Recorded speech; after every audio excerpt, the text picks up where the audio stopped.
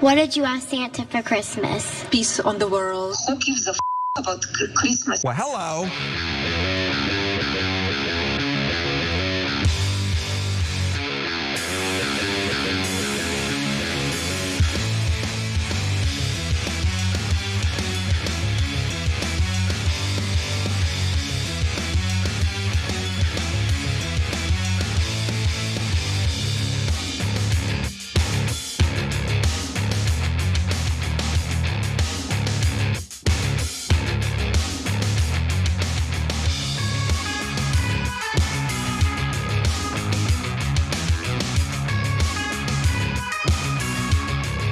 All right, welcome to the Young Turks. Cenk Uygur, Anna Kasparian with you guys.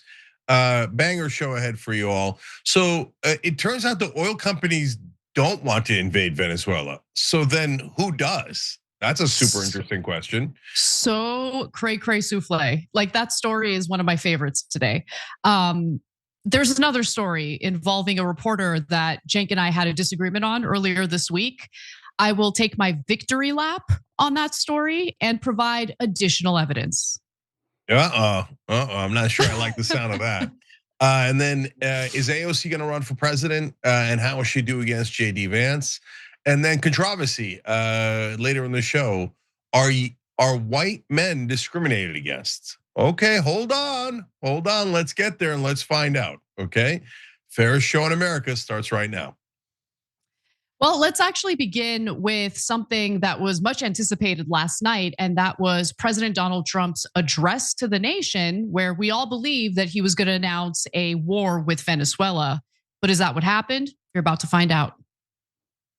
Good evening, America.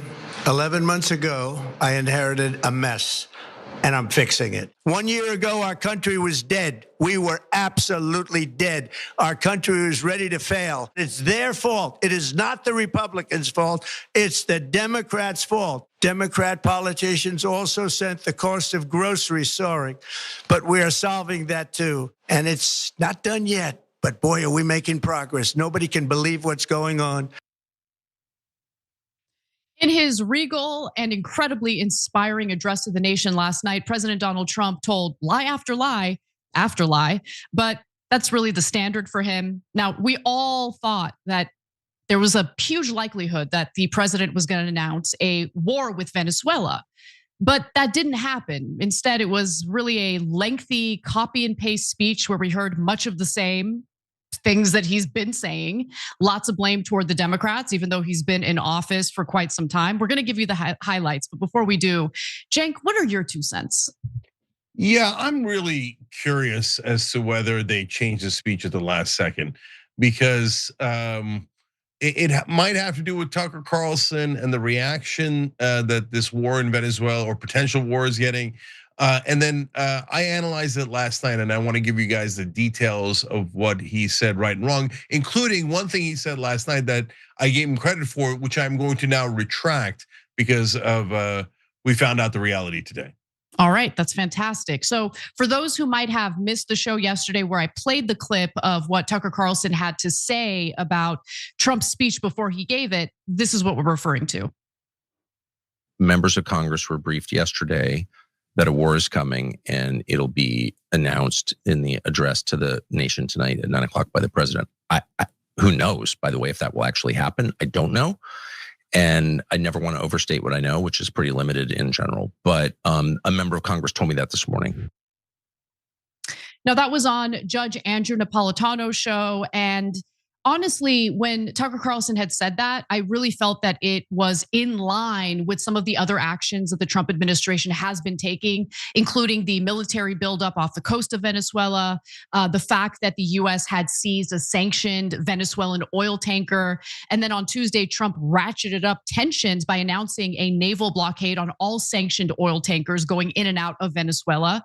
But Trump didn't mention Venezuela at all during his address last night. Instead, He ranted about Joe Biden, the Democrats. He kind of yelled at the American people because, that'll make you politically popular, about all his great economic accomplishments, which was one of Biden's major foibles, telling Americans that the economy is booming, everything is great, when they were really feeling a lot of pain in their pocketbooks.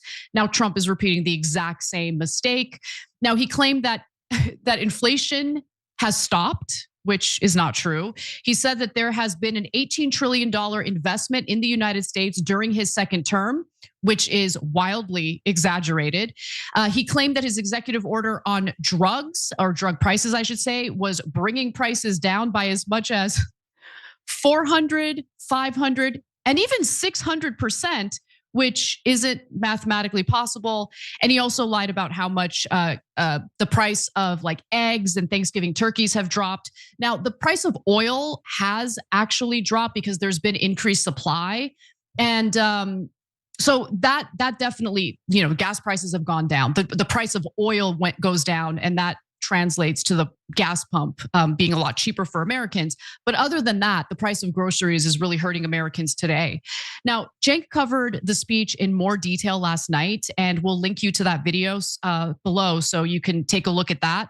It was his immediate reaction following Trump's speech. But aside from all of his usual, bragging, the question now is why he gave this address in the first place. Because typically when a president gives a special address like this, it's because they want to announce something new, something that's gonna happen, and the president wants to make his case for it. But that's not what happened last night.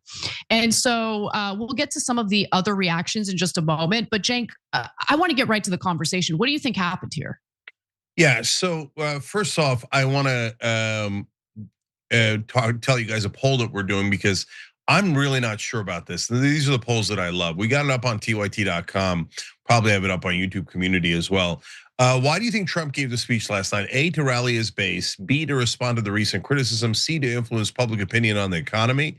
D, to start a war, but then scrapped it once he realized his base hated it.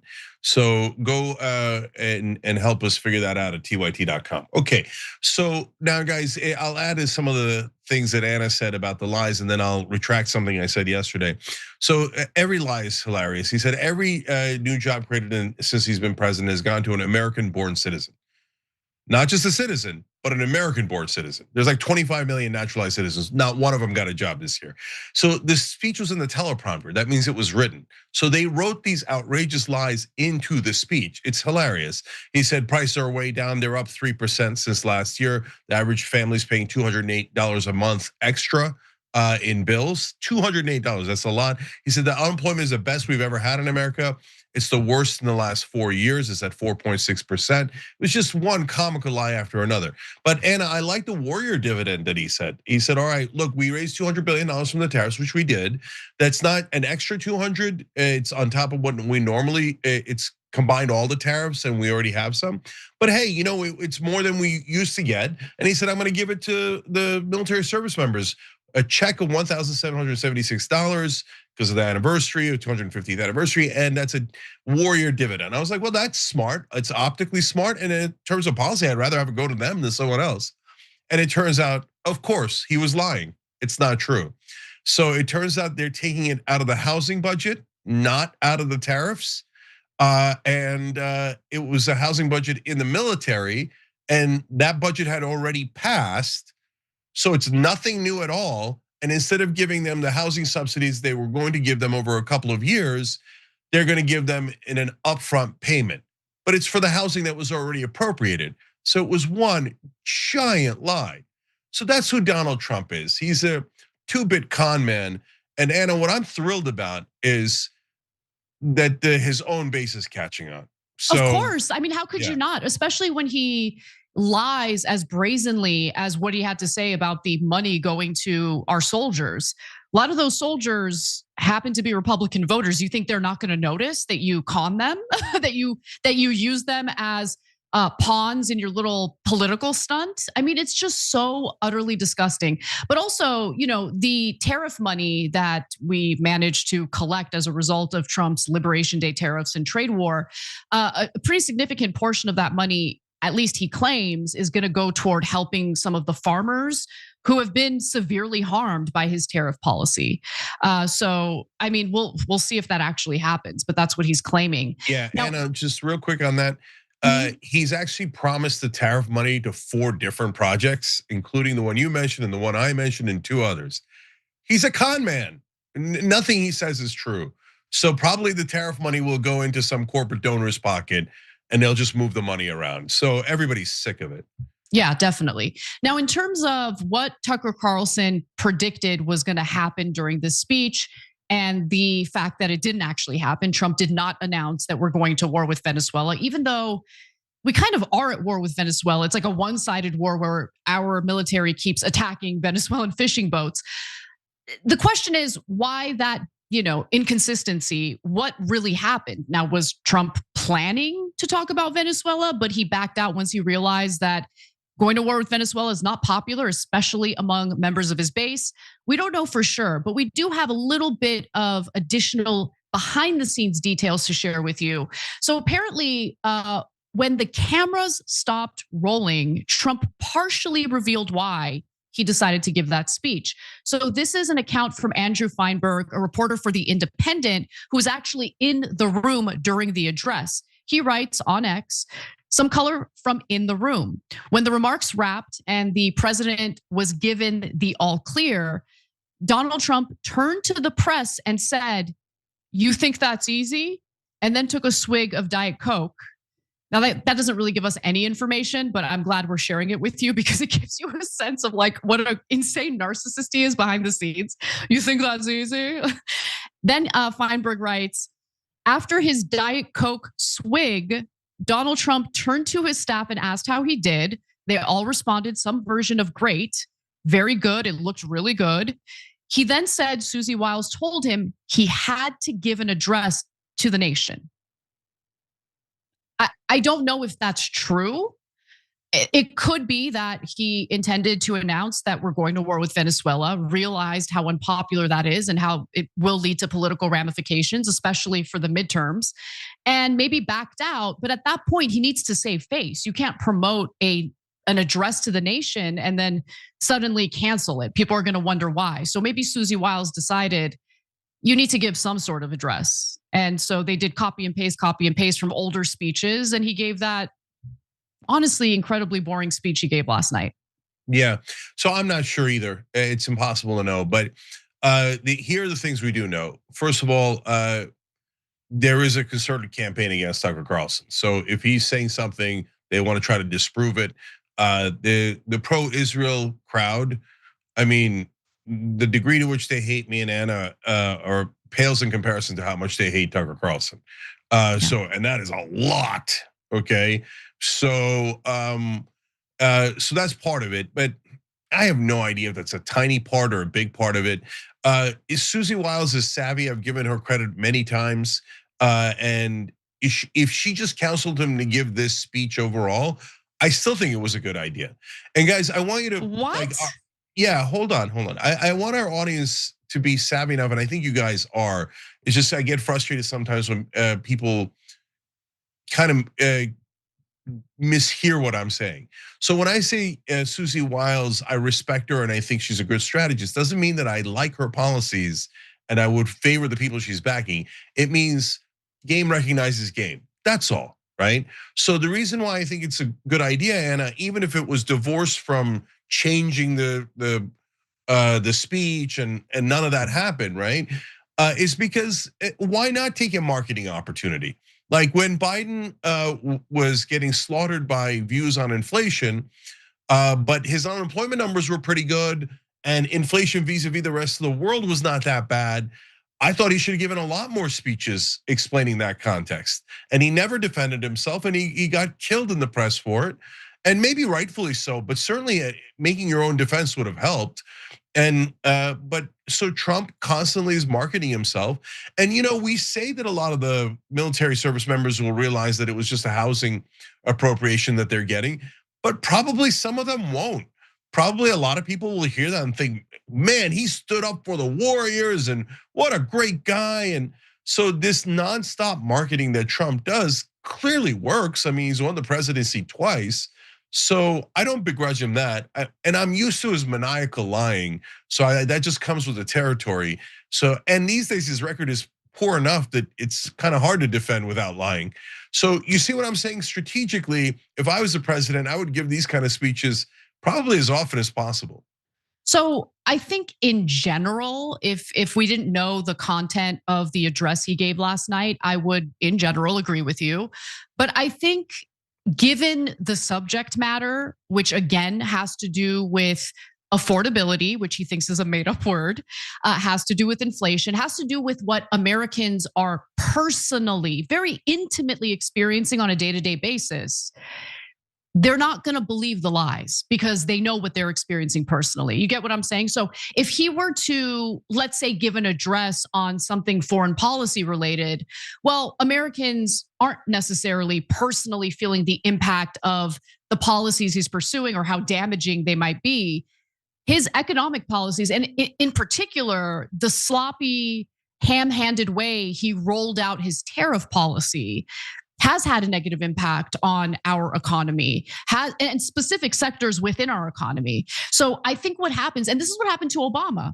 Remember, at the tail end of his second term, he gave a speech somewhere in middle America. I can't remember exactly which city it was in, but the whole point of his speech was to brag about how he saved the economy. Well, homeboy was giving a speech it was like in the middle of the country that had been gutted of all sorts of factory jobs because of outsourcing. So they were furious. It actually led to a lot of backlash against Obama because it made it clear to that community that he was speaking to an issue that he was actually super out of touch on, because there was so much suffering in the very community that he was speaking about or speaking to about the wonderful things he did for the economy. I think that economic messaging is probably the one area in which politicians are going to have a much harder time lying to the American people. And that's why I was trying to get, Democratic voters to understand in the lead up to the 2024 election that you can't pretend something exists when it doesn't exist. You can't pretend like the economy is doing great when we all know that's not really the case. When we all know that inflation has really hurt Americans during the Biden administration. All the lies that came along with it, including the idea that it was just transitory. Yeah, so let me tell you real quick what I would have done if I was Trump, and to the point you're making about Obama, and then I'll tell you one last funny lie he had. So I would have said, listen, guys, I get it, man. Your grocery bills are up, and that hurts, right? And I've been there. Well, Trump can't say that, but and I know how tough it is, and that's why we came up with 3 proposals that we think can help fix it. But Trump can't say that because he didn't come up with anything, literally, right? But I would have come up with something to actually address the issue and then come and told American people, I feel your pain. That is really smart politics, and I would hope that the president actually would, but we all know that Donald Trump has no empathy. Just that Rob Reiner reaction alone proves it spectacularly. He can't get himself to say, I hear you, you're right. There is a problem. He'll never say it. And so it's that, and when you're up, you might be able to get away with that. But when you're down and people are worried about the state of affairs, him not saying it, him not actually addressing the issue at all is terrible.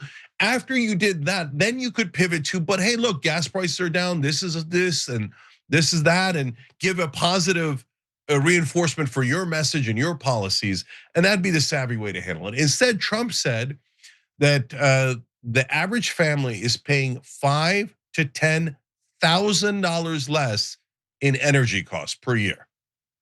Come on. Who doesn't know that they're not saving $10,000 in energy costs? Exactly. So you're proving my point, Cenk. I'm right, you're wrong. And by the way, last night, several close Trump allies told Mehdi Hasan's outlet Zateo that it was shocking that anyone in the White House would think that this speech was a wise idea. As they put it, the speech didn't refocus the national conversation. It wouldn't move the needle. And it did not look like a strategic move of somebody operating from a position of strength. Yeah, he was defensive. The whole speech was defensive. That's true, but that doesn't go to the point that we're discussing / debating. I hear you. So I would have given the speech. I just wouldn't have given this crappy speech filled with lies, because that only further frustrates people. It does not help, right? So the idea of giving a speech here to, support people around the holidays makes a ton of sense, but not if you do it this way. It further aggravates them. Totally agree. In the next segment, we're going to talk a little bit about the latest updates pertaining to Jeffrey Epstein. The New York Times has a fabulous expose about Trump's pretty close relationship with Epstein before they had a falling out. And the House Oversight Committee, at least the Democrats within the House Oversight Committee, have just released the latest tranche of Epstein-related photos, and they are disturbing. Come right back. Merry Christmas.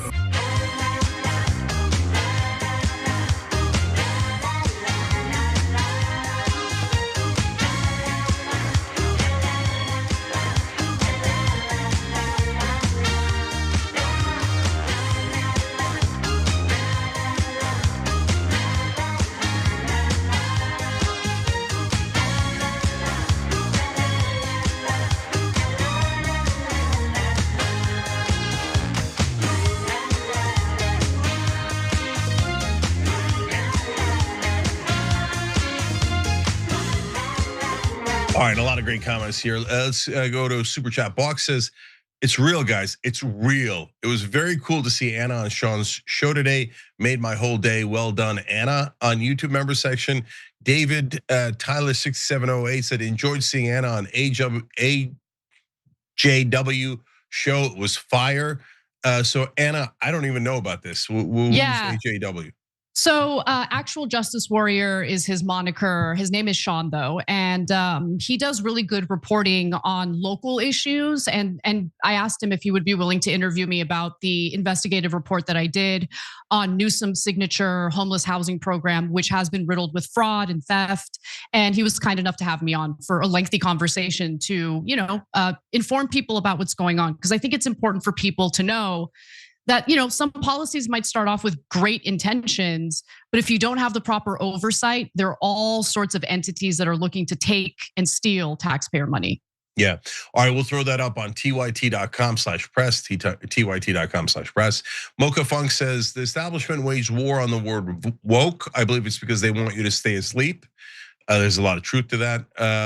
So it's funny because the right wing was like totally against being woke, but now they agree with me that there's a great awakening in regards to the donor class.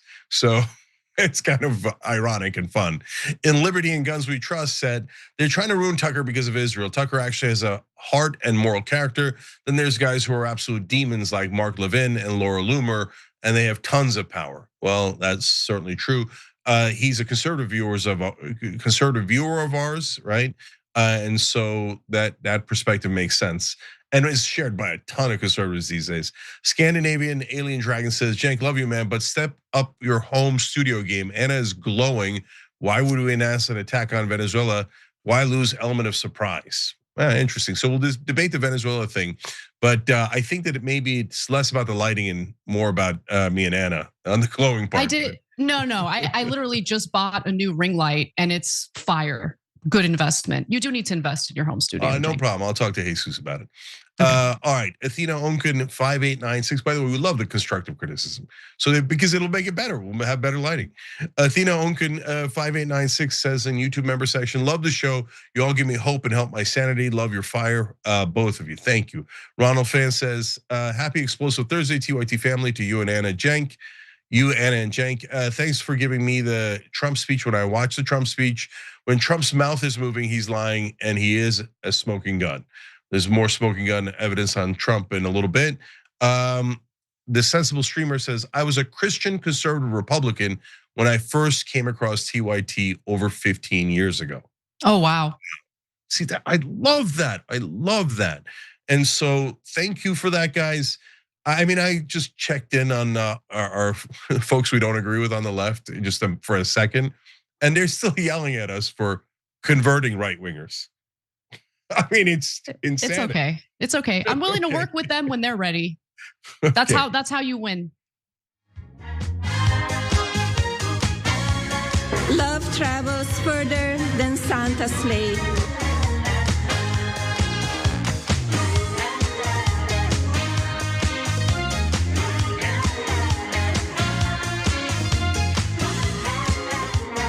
All right, and back on TYT, Cenk and Anna with you guys. Bart is killing it with the Melania Christmas sound bites there. Anyway, CDN Norse Dog Dad, thank you for gifting 5 Young Turks memberships on YouTube. You're awesome. Everybody hit that beautiful join button. Give us a Christmas present, okay? And so, guys, couple of programming notes. Ro Khanna is going to be on at 8 o'clock tonight. And he just gave a speech threatening to arrest people at the Justice Department if they don't turn the Epstein files over tomorrow. So I'm going to talk to him about it tonight at 8 o'clock. Stay right here, okay? And of course, I want to remind you about how you can save money in the holiday season and at all times. TYT.com/switch. And I think they're running a promo now too, guys. It's $50 a month. If you're paying more, there's no reason not to. Same phone, same number, same everything except your bill. I paid $39 because they give you money last month because they give you money back if you don't use all your data, and you're not going to because it's a lot of data. TYT.com/switch. Save yourself a lot of money. Everybody's writing in now saying, yep, it totally works. TYT.com/switch. All right, Casper, what's next? Well, there are some pretty big updates on the stories related to Jeffrey Epstein. And I want to start off with a big expose that the New York Times just published in regard to President Donald Trump's relationship with Epstein. So let's get into it. While President Donald Trump has really gone out of his way to downplay his previous relationship with Jeffrey Epstein, a new expose by the New York Times really does detail how close they actually were before they had their big falling out. Now, Cenk, I'm curious if you're surprised by any of this. No, of course not. So look, as you're gonna see in this story, Trump and Epstein weren't casual acquaintances. They were peas in a pod. Now, that doesn't mean Trump did anything illegal, as you're gonna see in the story. But one more thing we want you to focus on after we give you all the facts of how close Trump and Epstein were is who the New York Times didn't cover in this Epstein scandal. Well, in this particular article, they have covered a series of Epstein-related stories, and some of them do have to do with his relationship with Israel. But this one in particular has to do with Epstein's relationship with Trump. And the first thing I need to get out of the way, because it is important. Look, the Times claims that they found absolutely no evidence based on the evidence they have access to that implicates Trump in any abuse or trafficking of minors. Okay, so let's just get that out of the way. That being said, there were certainly some serious allegations against him that have not been proven in court, but nonetheless, we're gonna go through some of them. Now, what they did find though, and this is without a shadow of a doubt, is that Trump's relationship with Epstein was much closer than he would have us believe. So beginning in the late 1980s, the two men forged a bond intense enough to leave others who knew them with the impression that they were each other's closest friend. In fact, even after Epstein had a falling out with Trump, apparently he still had a framed image of Trump and Melania in his home, which I think is strange. Now, the two also talked at least 3 times a week. I mean, I love my best friend. Okay, I would do anything for her, and I'm not exaggerating. I don't talk to her 3 times a week. Okay, but he would talk to Epstein at least 3 times a week during the mid to late 1990s, according to one of Epstein's assistants from that period.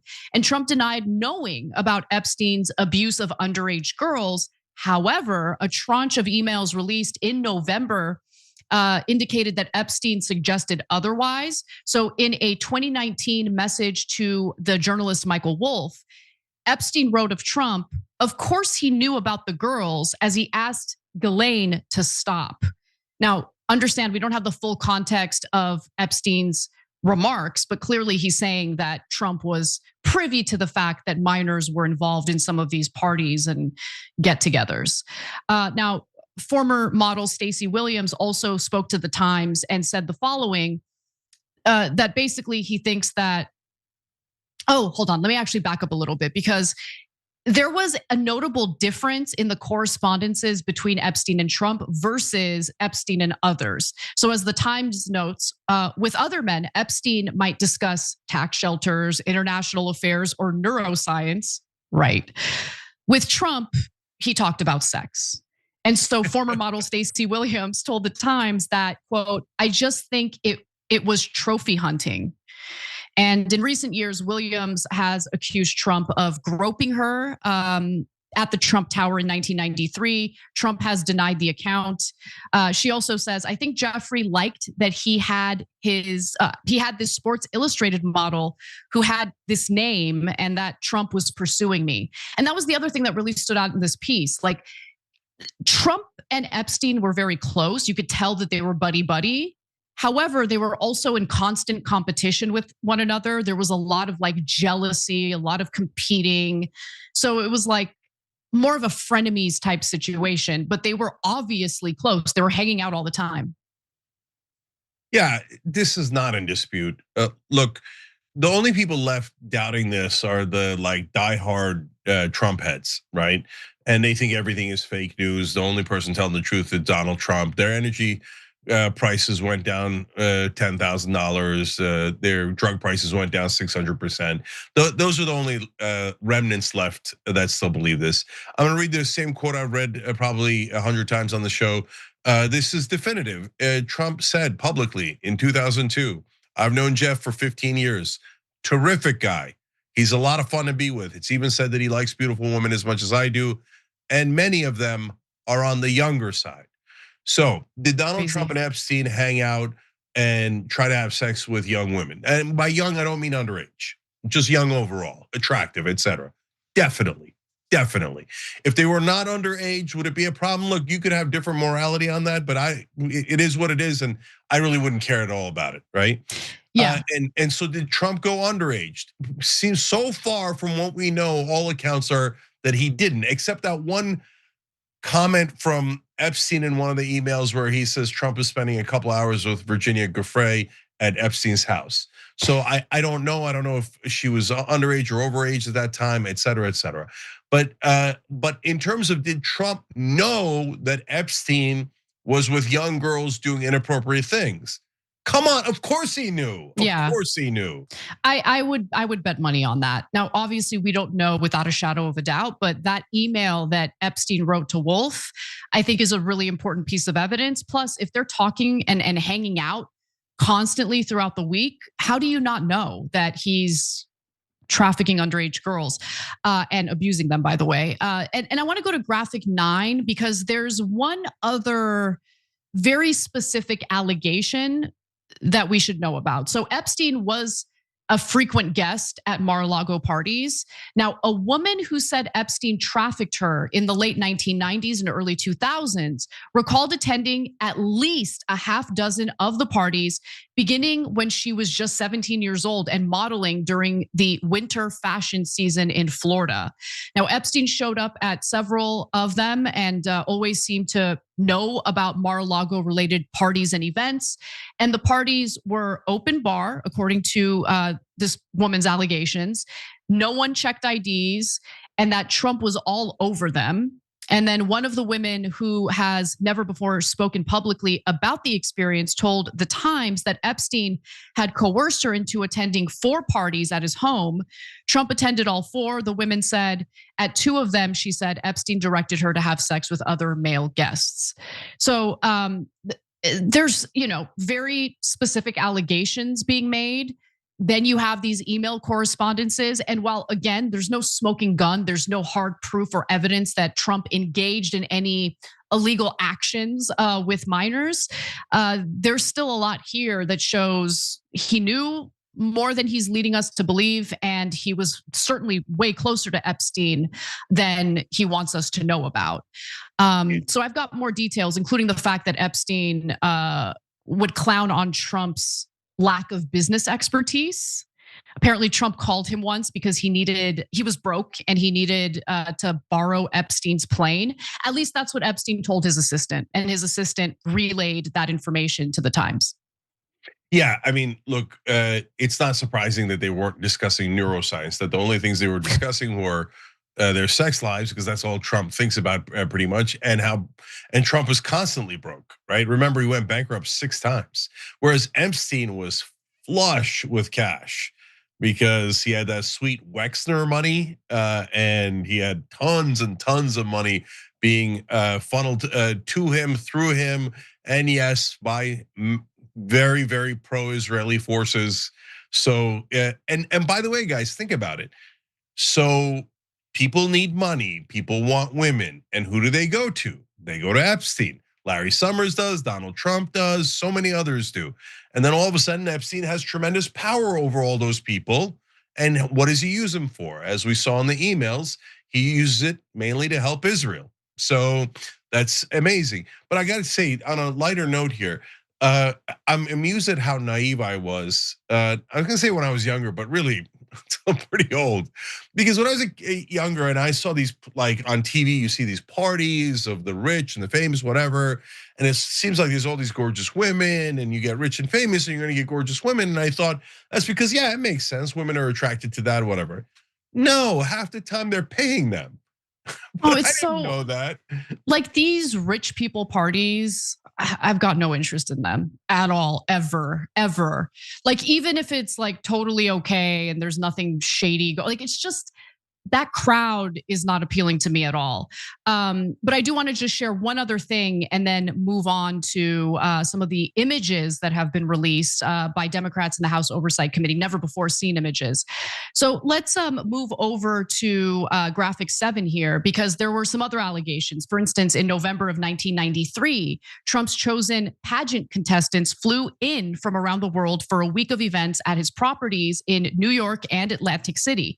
At one point, Trump's former business partner, Jill Harth, said in her lawsuit, she sued him for sexual assault, later dropped it and dated Trump, which is weird. But anyway, Trump demanded that she provide him with access to a 17-year-old Czech contestant. So we don't know whether or not she complied and gave Trump access to a 17-year-old. And to be honest with you, just reading into Harth's background, I don't really find her to be a believable person. I'm just gonna put it out there. But nonetheless, that's what she claimed. But so far, in terms of illegality, I haven't seen any of that in this piece that's been proven. There are allegations that certainly would indicate, he engaged in illegality, but they have to be proven in court. The one other thing that I'll mention is there was a lot of like gross discussion taking place, which I think is par for the course. I feel like you guys talk about nasty stuff like this behind the scenes. You tell me if I'm right or wrong. So one example is, Epstein would force his assistant to listen to Trump as he said some pretty gross and degrading things about women he slept with, because he enjoyed watching his assistant get uncomfortable. So he would put Trump on the speakerphone. And so the assistant, this is graphic 6, remembered one call in the mid 1990s in which the two men discussed how much pubic hair a particular woman had and whether there was enough for Epstein to floss his teeth with. On another, Trump told Epstein about having sex with another woman on a pool table, which I have no problem with. That's totally fine. But like the weird pubic hair thing is, that's not for me, it's for other people. Yeah. I don't know how I got thrown under the bus here about like, oh, you guys, what am I doing?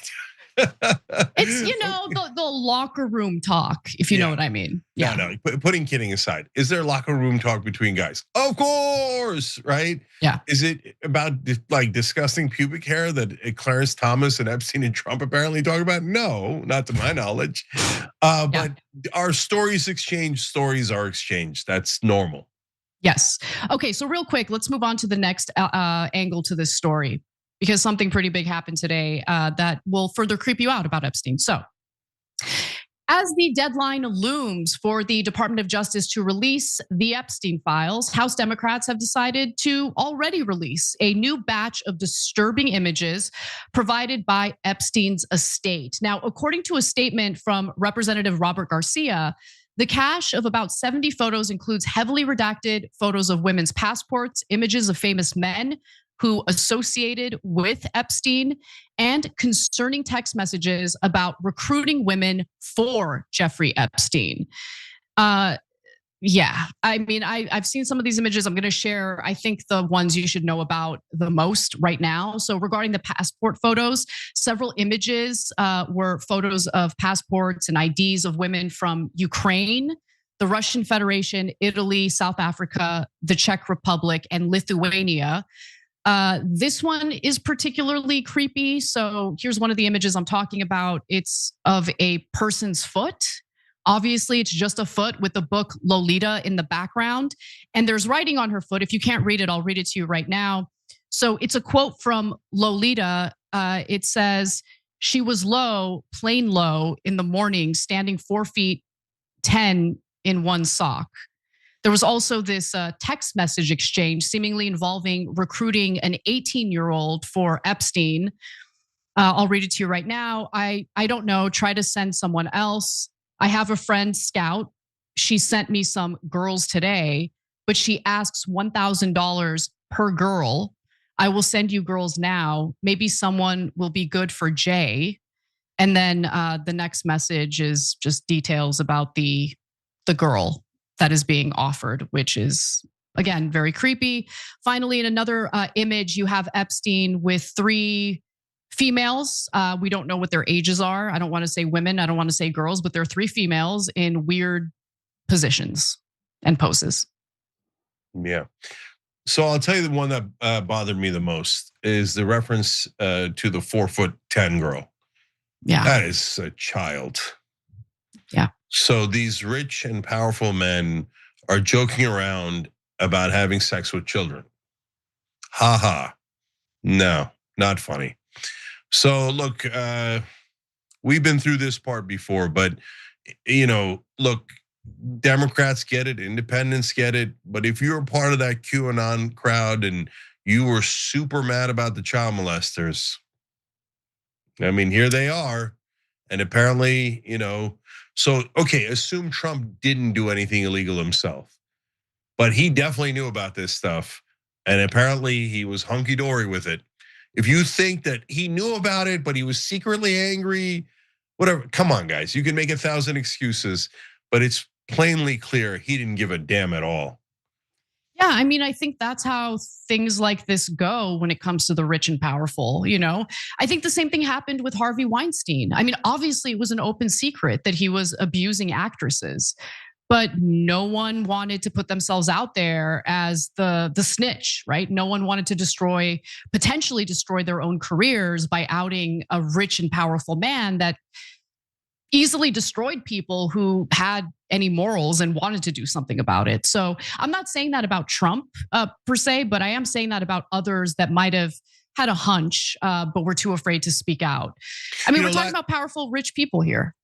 Yeah, so last thing for me is, I don't know, maybe the rules change when you're rich and powerful, because, I mean, 4'10" is about a 12-year-old, maybe 11. I want to stop thinking about it. Yeah, it's really creepy. No, but like, for all the, locker room talk that I've done in my life, and I've been accused of it in the past, etc. Hell yeah, I've done locker room talk. But if any guy friend of mine said to me or any of my friends, "Oh, it'd be so hot to have sex with a 12-year-old," we think it was the most disgusting, craziest thing we'd ever heard, and we'd banish him. But apparently, if you're the rich and powerful, they're like high five or something. Jesus, man. I have to say one other thing, Cenk. This is super important. So, New York Times columnist David Brooks was also pictured at Epstein events. I am not in any way implying that he engaged in anything illegal. We don't know. But I do think it's relevant for all of you to know that David Brooks wrote a column decrying the media and political fixation on the Epstein story. Then these images of him at Epstein events come out, and apparently a New York Times spokesperson on why Brooks didn't mention the meeting in his column, quote, "As a journalist, David Brooks regularly attends events to speak with noted and important business leaders to inform his columns," which is exactly what happened at this 2011 event. So this is, by the way, obviously after Epstein had been convicted in the early aughts, in that case where he got the sweetheart deal. Yeah. Brooke, yeah, go ahead. No, just I'm gonna add to it, which is that, guys, we covered on the Young Turks. We've been around since the beginning of the internet. We covered that 2008 arrest of Jeffrey Epstein. After that, everyone knew he was sleeping with underage girls. Everyone knew. And all these rich and powerful people did all this stuff after the 2008 arrest. Yep. I think that they thought, Anna, and they were right for a long, long time, that they were all above the law. Bingo. All right, when we come back from the break, we'll switch gears a little bit and talk about this story that befuddled me a little bit about how oil companies really aren't interested in operating out of Venezuela. So what is this potential war all about? Come right back. Christmas stuff that, who gives a about Christmas stuff and decoration?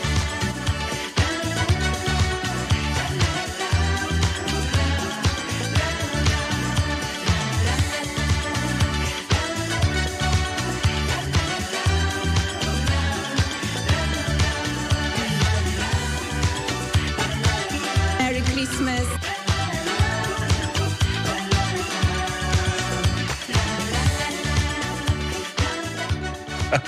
All right, let's go to super chat. Ty Neville Olympus 03 says, Anna, don't shame me like this. I definitely talk to my best friend at least 3 times a week in some capacity via text, call, or gaming. But she's not shaming you, right? No, I'm not shaming you. That's freaking awesome. I'm actually notoriously bad with like calling people and like I don't like calling people. And I don't really like it when people call me. Like, let me know when we're hanging out and let's hang out. That's so Gen Z of you. All right, Bad Shot Knight of Gotham says, hi, Cenk and Anna. We all know IDF soldiers flood TikTok/IG with Gaza videos, dancing amid ruins, detonating homes, mosques, looting lingerie, toys, mocking detainees, verified by New York Times, BBC, war crime evidence. IDF reels empowered women, quote unquote, trends, tank, quote unquote, supermodel jokes, propaganda to humanize, soldier posts boasting destruction, no uninvolved civilians chants. What's going to lead to? Global outrage. IDF boosts settlements in Gaza. IDF films vandalism, burning food, used in ICC filings. IDF, not our values, but videos persist. It's time, Cenk and Anna. It's overdue. We need to compile and show Piers Morgan. I think Piers kind of gets it at this point. I'm not sure that he's the right target for that.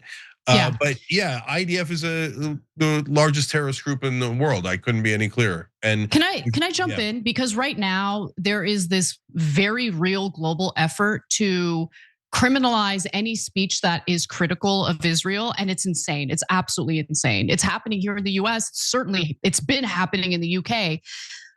But one of the reasons why I'm trying not to let it get to me is because even if people are silenced, members of the IDF can't help themselves and they incriminate themselves on the daily. Like they post the most incriminating stuff on their own. They say the most incriminating stuff on their own.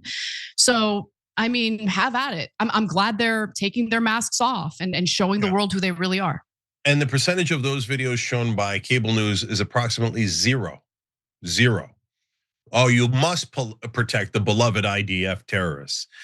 John Camille writes in a YouTube member section, TYT's values were not hard for me to accept when I first started listening, but I try to imagine what it might be if my/TYT's bias was starkly different.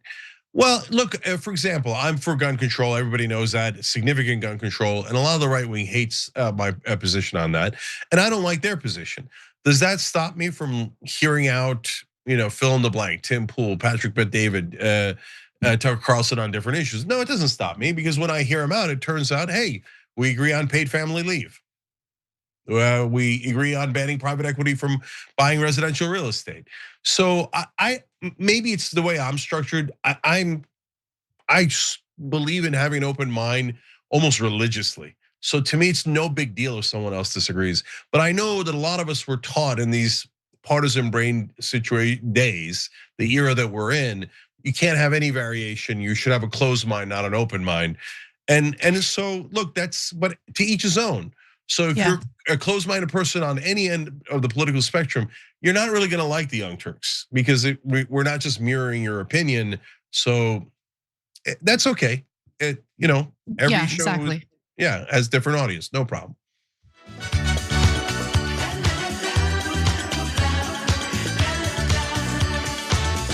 Merry Christmas.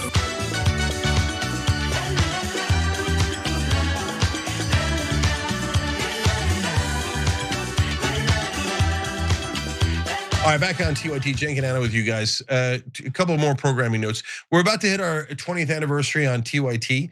I'm sorry, on YouTube. That's going to be on December 21st, but that's a Sunday, so we're going to celebrate it on the 22nd. We are the first YouTube partner channel ever, so that makes me the original YouTuber. And it's pretty neat. It's kind of neat to have that distinction. We knew that YouTube was going to be huge from day one, and I'm kind of proud of knowing that. So check out our special on Monday. I think you guys are going to really enjoy it. And then tell you about one or more of our sponsors, Prize Picks. So there's a great Thursday night game tonight, Rams Seattle, and I got to get my picks in during one of the breaks here. But I want to let you know, guys, that there are, if you download Prize Picks app today, use the code TYT to get $50 in lineups.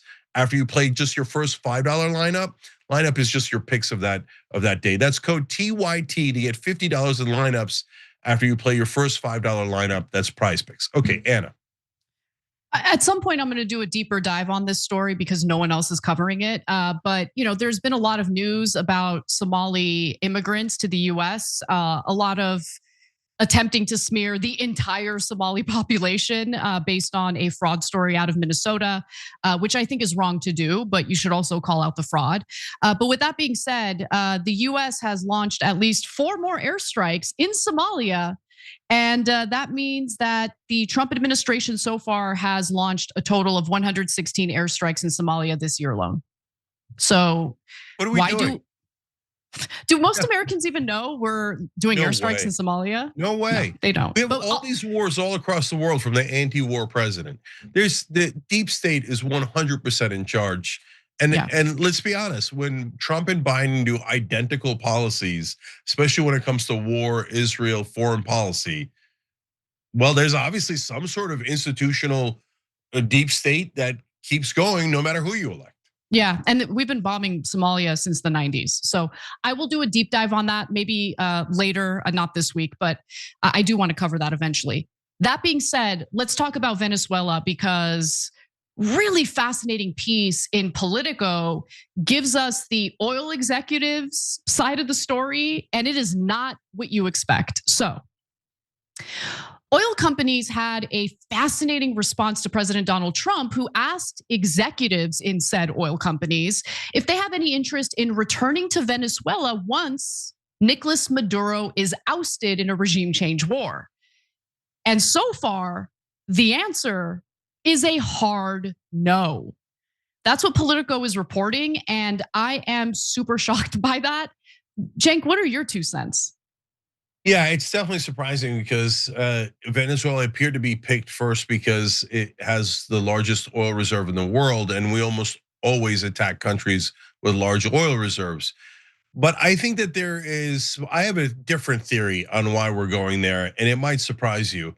So let's find out why it might not be the oil companies and then talk about why we might be going to war with Venezuela anyway.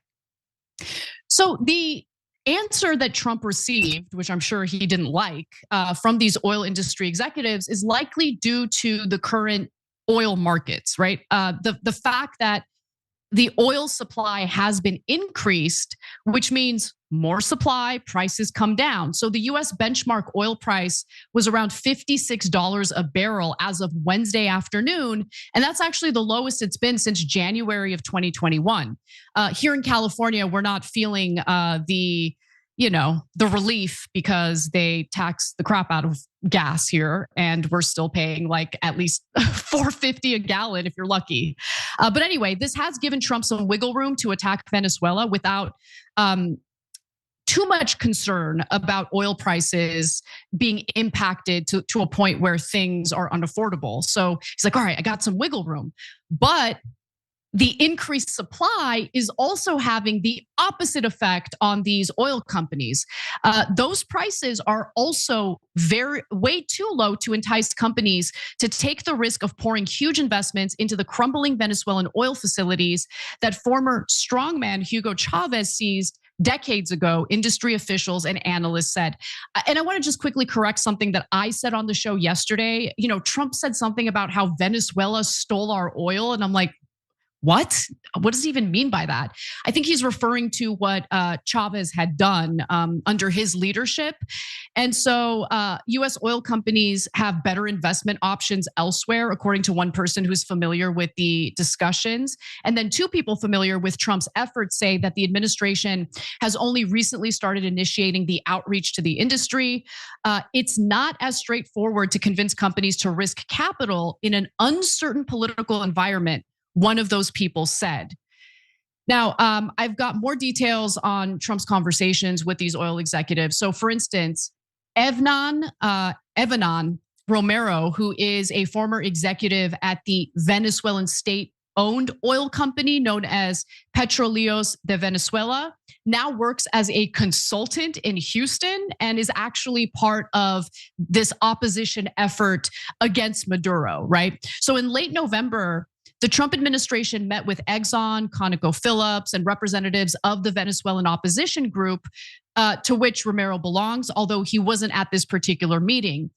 The meeting was led by the Energy Secretary, Chris Wright, and the discussion centered on the possibility of the two oil majors returning to Venezuela, right? Now, Romero said Exxon and ConocoPhillips aired concerns about the debt they are owed from their past Venezuela operations. And the Venezuela representatives floated the opportunity to take control of additional fields to compensate for the debt. So what does that mean? So US oil companies were actually operating in Venezuela. Chevron still does. Chevron has some sort of deal with Venezuela, and apparently they're happy with it. It's working out for them. But other oil companies were also operating out of Venezuela previously. This is like in the early 2000s when Hugo Chavez suddenly decided to force them to give majority stakes of their projects to the Petróleos de Venezuela, to the state essentially. He wanted to nationalize the oil. So Venezuela ended up seizing the assets of companies that resisted, and that's the debt that these oil companies are referring to. Now again, Chevron has been the sole major oil company to continue working in Venezuela, operating under a special license to produce oil in the country and then export it to the United States. But Romero said that Wright, again, Wright's the energy secretary, encouraged the companies, quote, to get an understanding and solve their outstanding problems along the way, end quote, but made clear, this is an important part of the story, made clear the Trump administration would like to see more Venezuelan crude flowing to US refineries. I thought that was an interesting part of the story because Trump very recently trashed the oil in Venezuela. It's like, it's nasty oil. We don't want that oil. It's like, is it though? Finally, Romero says, we need those barrels. That's an important message from the government. So, yeah. So a couple thoughts on this. So first off, the oil companies oftentimes get outrageous deals with these countries. Why? Because they threaten to have America invade them if they don't. So that has a long history. In the 1950s, we deposed the leader of Iran because he wanted the Iranian people to have a larger share of the oil profits. And so the oil companies forced Britain and America to get rid of them. And that's what eventually led to the Ayatollah. So it's possible that Hugo Chavez was saying, yeah, but it's our oil and we're paying you way too much. And the Venezuelan people should keep more of it. Now, if they had a previous deal and they should honor that deal, okay, fine, right?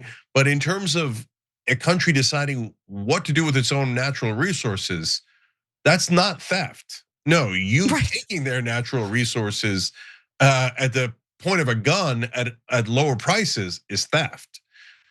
So I got no love for Hugo Chavez, but that is very far from theft when you actually control your own natural resources. In terms of the oil companies, they've got two different conflicting things here.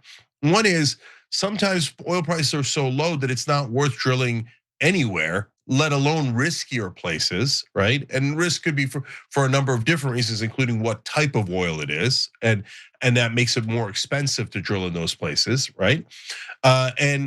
But when you start a war with an oil-rich country, usually because of that instability, oil prices go up. So I'm still surprised that they wouldn't want it. But apparently, if this story is to be believed, and I can see why they wouldn't, right? for the reasons that I just gave you. There are many circumstances in which it might not be profitable for them. Right. Well, then we've got to pick a new reason why we're going to war with Venezuela if that's not it. Right. And, I genuinely do think that for someone like Marco Rubio, a Cuban American, it's deeply ideological. And,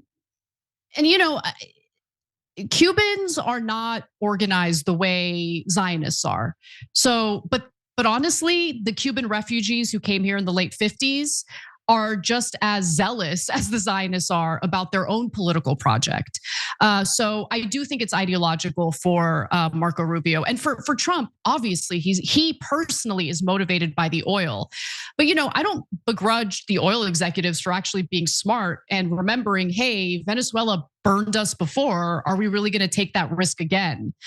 So we'll see how this plays out. But I am curious if these meetings and these discussions maybe motivated Trump to avoid talking about going to war with Venezuela during his address to the nation. Yeah, Anna, from my point of view, look, normally this would be mainly about the oil. Now this is the second big clue we've had that it might not be in this case. We shared a previous story before about it as well. So that, and it's usually a confluence of factors that leads to a dramatically wrong decision like this. And defense contractors always get rich from war, of course. Israel apparently has an interest in this because they claim Venezuela and Hezbollah and Hamas are working on drones together, so they want them destroyed and smashed to pieces. Is that a large factor? Probably, just because of the overwhelming power they have. But my best guess is this is driven by Rubio. And you're right, Anna. If there's any second group in the country that's as zealous as the pro-Israel folks, it's the Cubans. Yeah. And you can't talk them out of it. And anything but annihilating the Cuban government is unacceptable to them. Anything other than that, right? And I disagree with them wholeheartedly on this. I don't think that the US should be dragged into a war with Venezuela in order to eventually lead to the toppling of, the communist regime in Cuba. I think that's ridiculous. It doesn't mean I hate Cubans. In fact, I have quite a lot of admiration for Cubans. So just keep that in mind. Yeah, and it's so easy, right? Anna's husband's Cuban, and we all have Cuban friends. Who would hate Cubans? What a weird thing to be, right? But does that mean we have to agree with them that we need to go topple the Venezuelan government so we can topple the Cuban government? And if we don't agree, are we anti-Cuban? No, of course not. The only ones who use that trick are the Israelis. Exactly. All right, we got to take a break. When we come back for the second hour, I'm going to prove that I'm right and Cenk is wrong. You don't want to miss it, right? So come right back. Hey,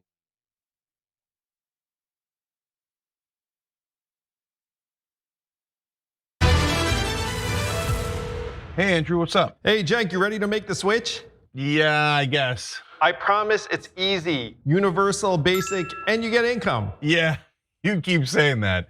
But you sure I'm gonna have coverage? Of course you will. You think I would have bad service? I'm Andrew Yang. Of course I have good service. All right, let's try. But I'm so bad at tech. So, wait. Should I do this thing of the hashtag business? Andrew, you're still on, right? Yep. Oh, I see it. No, wait, I don't see. Oh, yeah, I do see it. Here we go. I actually did not realize that you'd be searching in real time, but I love it. How much do people actually normally say? Yeah, the average American is going to save between $500 and $1,000 a year on Noble. Yeah, no. You know what I'm going to do, Andrew? Are you ready to become a Noble member? The two buttons are do it and go back. There's no going back. We're doing it. We're doing it. Here we go, Noble Mobile. Oh my gosh, I just called you and are you now on Noble and not Verizon? Why didn't you tell me it was gonna be super easy? I know, man. Now you just stay away from your phone and watch the money roll in. I can do that. Here you go, phone, yeah. What the Cenk, you still there? Andrew? Oh, well, at least I got Noble Mobile. It was really just one take. The whole thing is wild. It's in my shoe. It's in my shoes. Hi, I'm Brett Ehrlich with Breaking News with Brett Ehrlich. This is Breaking News with Brett Ehrlich. Hi, Brett Ehrlich here. According to EPA head Scott Pruitt, climate change is not happening. He cited a meme on Facebook he saw. When pressed, To back up this source, he said it must be accurate because the watermark said it was made by a scientist. So, your move, Truth.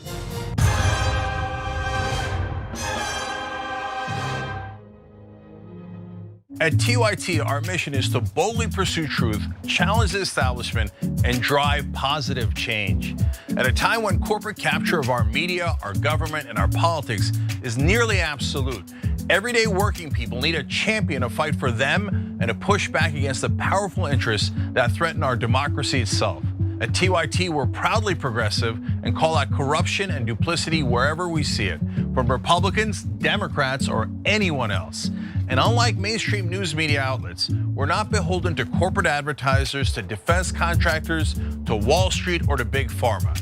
We only have to answer to our audience, and for nearly 2 decades, we've accomplished that by delivering honest, timely, and insightful perspectives on the day's news without fear or favor or concern for whose toes we might step on or which powerful elites we might offend. And while we're super serious about the news, we also manage to do it in a way that is fun and lighthearted. We can do this together and serve our audience, and yes, have fun doing it.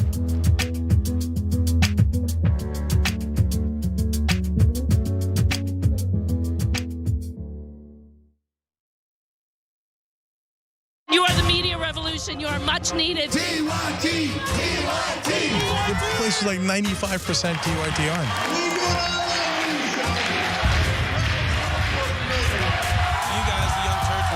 Favorite channel, we're getting that message out. Frank and the Young Turks do an extraordinarily good job.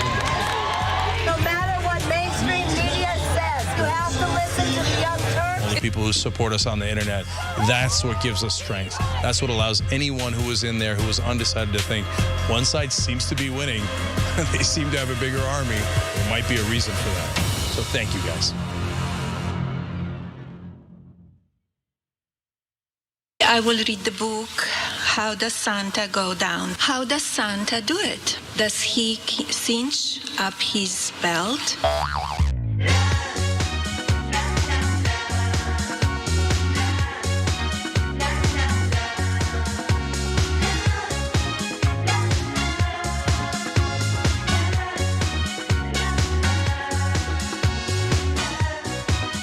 I'm back on the online news show, Cenk and Anna with you guys.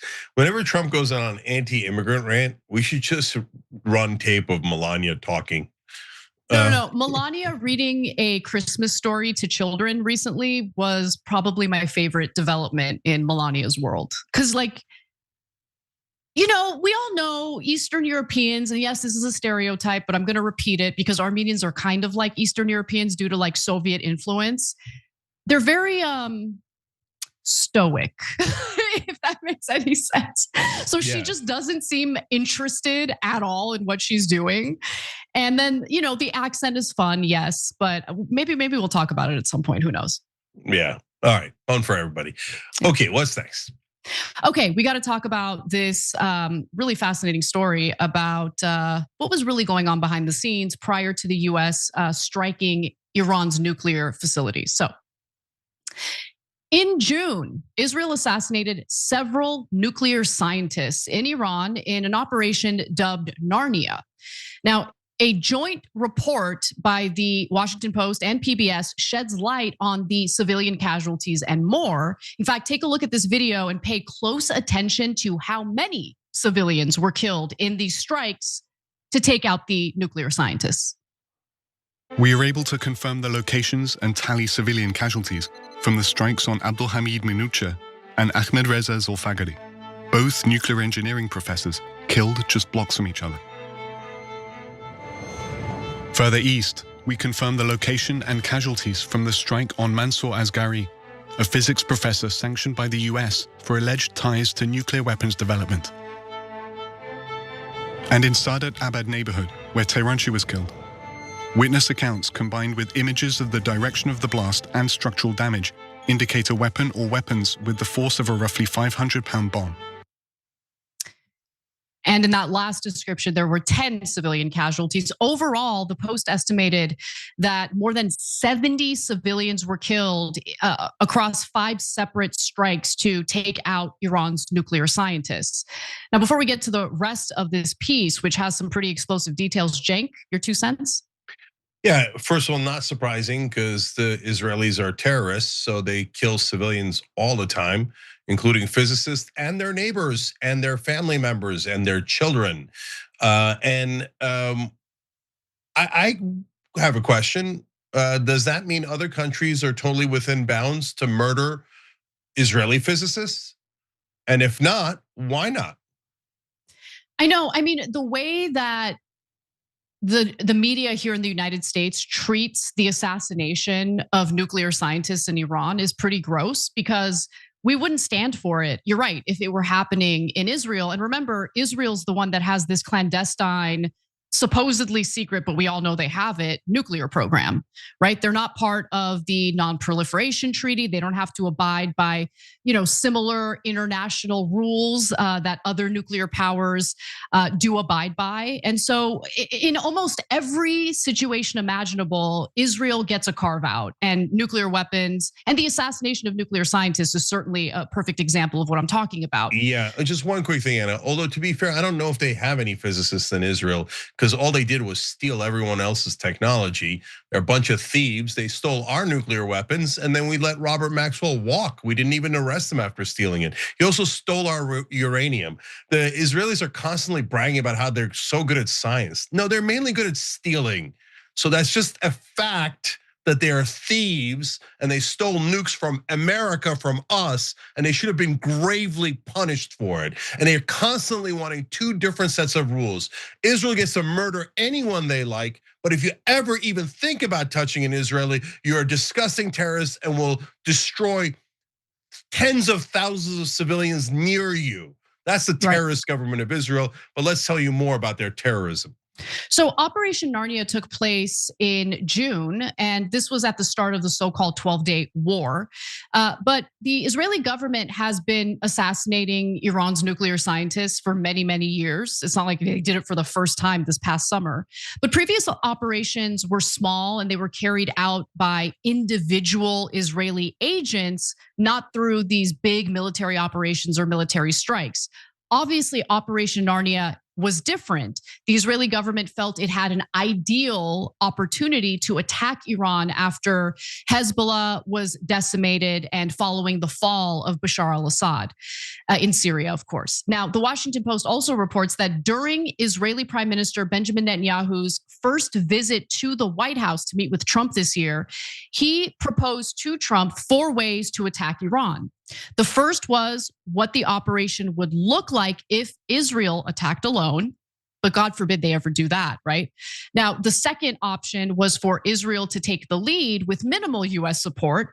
The third was full collaboration between the 2 allies. The last option was for the US to take the lead. Now, Israel never carries out its dirty deeds without the assistance and funding of the United States government. I'm really sad to share that with you, but that's just true. Soon, Trump set a 60-day deadline for Iran to agree to a nuclear deal. And if you guys can remember, as soon as that deadline passed, Trump and Netanyahu both knew the attack on Iran was coming, and in fact, the attack on Iran took place. But in public, this is the important part of the story. They really played, I wouldn't say played dumb, but they pretended, at least Trump did, that he was still pursuing peace. He was still pursuing a negotiation with Iran, but that actually wasn't the case. That was just a head fake.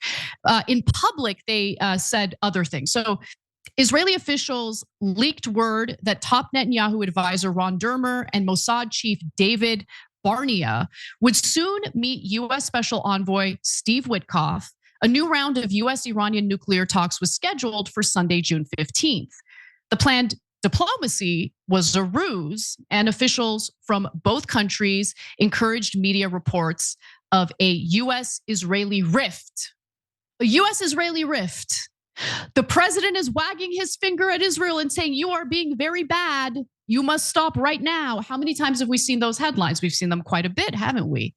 And every time I think it's a head fake. Because one day after the deadline passed, obviously the strikes start getting carried out by the United States. And this fake out was actually reported by Barack Ravid at Axios, former IDF, back in June, shortly after the attack. And so at the time, a Trump advisor told Ravid the following: it was a head fake. Trump knew the media couldn't resist amplifying it. He knew the Iranians might think he was bluffing. Well, everyone was wrong. Now, among the media figures amplifying Trump's alleged openness, which was totally fake, openness to diplomacy, was Barack Ravid himself. So 10 days before that article was published, he posted this on X. Trump says he wants an agreement with Iran and stressed the US is close to a good deal with the Iranians. Quote, I prefer a deal. As long as I think there is a chance, I would rather that they, the Israelis, don't go in order not to ruin it. So look, the real question here is, Cenk, is Barack Ravid stupid or evil? That's always the question when we have these debates, right? So was he played by the Trump administration? Because a lot of these reporters love to get the scoop.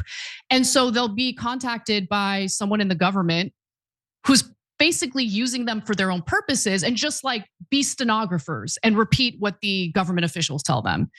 Yeah. There's really not much thought that goes into it. I don't think that's necessarily someone being evil in the media. It's just be a little smarter about how journalists get played all the time for politicians' own purposes. Or there could be something far more nefarious where, because how many times are we going to see these headlines from Barack Ravid? Let's actually go to some of them. Let's go to graphic 6. Israel's attack in Qatar infuriated Trump advisors, officials say. Trump advisors, officials say. That was actually true. So that's not a good example. But scoop, Trump to Netanyahu on Gaza talks. You're always so effing negative. Here's another one. Trump promised not to let Israel break Gaza ceasefire to get deal. They've been breaking the ceasefire. Trump demanded Netanyahu commit not to strike Qatar again. They haven't struck Qatar since, but I wouldn't bet money on them not doing it in the future. Yeah, so I defended Barack Ravid the other day because, it's a little bit of an ironic defense, but what do establishment reporters do?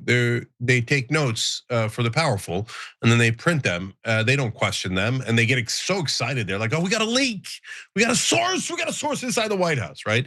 So, were some of those stories true? I think some of those stories are true. Like he was genuinely upset about Qatar. That's been proven in a lot of different ways, and so those reporters have the excuse of saying, hey, listen, guys, I'm reporting what they are saying inside the White House. And yeah, some of the time it's true and some of the time they're lying, but you should know that. That's kind of obvious, right? Now, I don't think it's necessarily obvious to their readers. I think they should be a lot clearer that their sources have an agenda. So that's what's considered normal in Washington. That's already problematic, but considered relatively normal. But now that I see this report, it does make me think, well, wait a minute. If it's a ruse that every once in a while they'll plant a story in the press that they're negotiating when in fact they're not negotiating, or that America's upset with Israel when in fact they're not upset with Israel, they're coordinating with Israel on who they're gonna kill, attack, et cetera, and Barack Ravid is a part of that, then I have no conclusions, but I do have questions. Did he get suckered like a normal mainstream media reporter? Or is he an Israeli asset that wanted to plant that story so that Iran would let their guard down and Israel could attack them? And so then the former IDF soldier, potentially current Israeli asset, helped Israel do subterfuge to do their terrorist attack. Right. Well, that's a good question, and Axios should be asked that question. Of course, they won't be, because mainstream media thinks helping Israel do attacks is probably part of the job of a normal traditional media reporter. They love Israel so much, they wouldn't find that to be a betrayal, even if he was an Israeli asset. And my feelings about Ravid have absolutely evolved. In the very beginning, I actually liked his reporting and trusted him. But as the headlines, it first started with Biden, by the way, it didn't start with Trump. As the headlines became increasingly repetitive, the US government is really angry with Netanyahu, Biden very mad. I'm like, how many times, I don't think Ravid is stupid, right? Like, how many times are you going to repeat the same story and then get played? Unless you're getting played and you're maybe part of the whole game. I don't know. We can only speculate. But my point is, at some point, you as a reporter have to include in your piece, this is now the 5th time the Trump administration has sent a strongly worded letter to Netanyahu or was upset, but continued funding the atrocities that, the president claims he's upset about. You get what I'm saying? Yeah, again, so these so-called reporters are so in the tank for Israel just naturally because of the groupthink in Washington that they don't even consider the idea of cutting funding for Israel as a possibility. Like, that's not a thought that's ever occurred to them. So they keep saying, well, I mean, what could Biden and Trump do? They already sent a strongly worded letter. They could cut their funding. They're like, what? Cut their funding? What kind of a disgusting anti-Semite are you? Right? So that's literally every reporter in Washington, to be fair to Barack Ravid. But again, since this is a literal specific Israeli tactic to use American press to trick their adversaries, and this is the main guy that's been spreading those stories, and let's keep it real, he's former IDF. It's a fair question, and I'm not saying I know at all, but it's a fair question. Is he working for the Israelis, given that this is a literal strategy of the Israeli government? And remember, Barack Ravid is the one who gets the scoops. Yeah, and by the way, if he isn't, fairest show in America, shouldn't he at least say, shouldn't Axios or Barack Ravid come out and say, we're super mad at the Israeli government and the American government because they used us as part of their subterfuge to attack Iran, and we're livid about it. If they did use me like that, anybody did, I would be furious. Is Axios furious, or do they think, high five, we helped Israel like we wanted to? I don't know.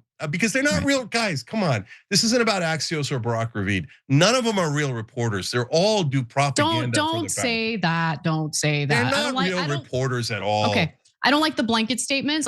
I like talking about specific journalists and what we think about the job they're doing. 90% of traditional reporters are propagandists. Okay, I've never 10 and the 10% we give credit to all the time. Washington Post did a great story today, and this is a good story today. So we're fair, credit where credit is due. I'd love to give them credit 100% of the time, but 90% of the time it's pulp, it's garbage. Oh, what are donors? Why do bills pass? Oh, I guess they had a debate. Does Israel have power in Congress? No, they don't. You are an anti-Semite. I mean, that's 90% of traditional reporters. They just lie to you like that. Okay, so when we come back from the break, we'll talk a little bit about AOC talking about how she would crush JD Vance in a presidential race between the two of them.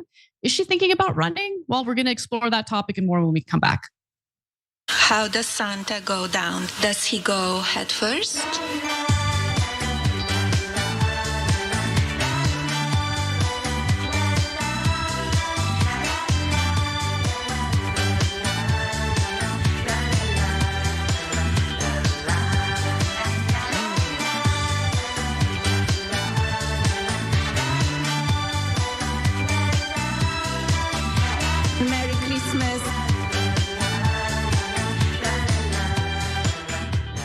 That story made me so mad because, Biden sent another strongly worded letter. I'm a moron. I think that is really chiding the Israelis. The Israelis will be concerned about that. As a reporter, you don't know that the Israelis don't give a crap, that they laugh at Biden and Trump behind their back and think like, ha ha, losers, suckers, our little bitches, dance for us, dance, bitch. And okay, let's read some comments. No. Let's read some comments. No. Do some reporting. If you're a Washington reporter in Washington, D.C., you should all be deeply embarrassed doing propaganda, pretending you're doing news. Go into marketing. All represent the powerful. It's the exact opposite of news. All right, John Wick 1, JM574 on Super Chat said, Operation Narnia, the genocide, the terrorism, and the propaganda. Make It Make Sense 1988 says, Anna, true leaders rise not from ambition, but conviction. You fought for the truth from the outside. Now we need your courage on the inside. Please consider running for president. We need your voice. Oh my God. First of all, I'm flattered, but you crazy. You absolutely crazy. But thank you. That's really sweet. I don't think it's crazy at all. Anyway, Free Meatballs and Linguini writes in, guys, tell the real story. Trump wants war with Venezuela because Hugo Chavez rigged the 2020 election. Good one, brother. Good one. Nice job. It's the voting machines. He was controlling it. Yeah. Thank you for making me laugh. James Kelly 9828 says, shout out to TYT for teaching some history I didn't know. That's very nice of you to say that. Scandinavian Alien Dragon says, membership $5. Super chat $5. Seeing Anna bat her eyes and smile at my comment, priceless. Yes. Thanks for getting me through the hard times, TYT team. You guys too, guys. We're all community here and we all love you so much. Kelly K writes in, how dare they name their murderous military strength after one of my favorite childhood novels and movies? I know. Narnia, the movie was lit. Like, I didn't think I was gonna like it. Watched it when it first came out, the very first one, and it was really, really good. Yeah. So that was Super Chat and YouTube members. Now let's go to our members at tyt.com. Asmos Prophet says, Anna, are you seriously trying to tell us women don't have locker room talk too? Oh, we do. Okay. Okay, but like, we don't talk about flossing our teeth with pubic hair. Like, you guys are grody. Like, what's wrong with you? You know what I'm saying? That's not us, but yes, we are often gross. Okay, Visionary says, why has so little been directed at Trump's Mar-a-Lago massage parlor with underage girls massaging older or any men? Some apparently sans their boxers, briefs, or G-strings.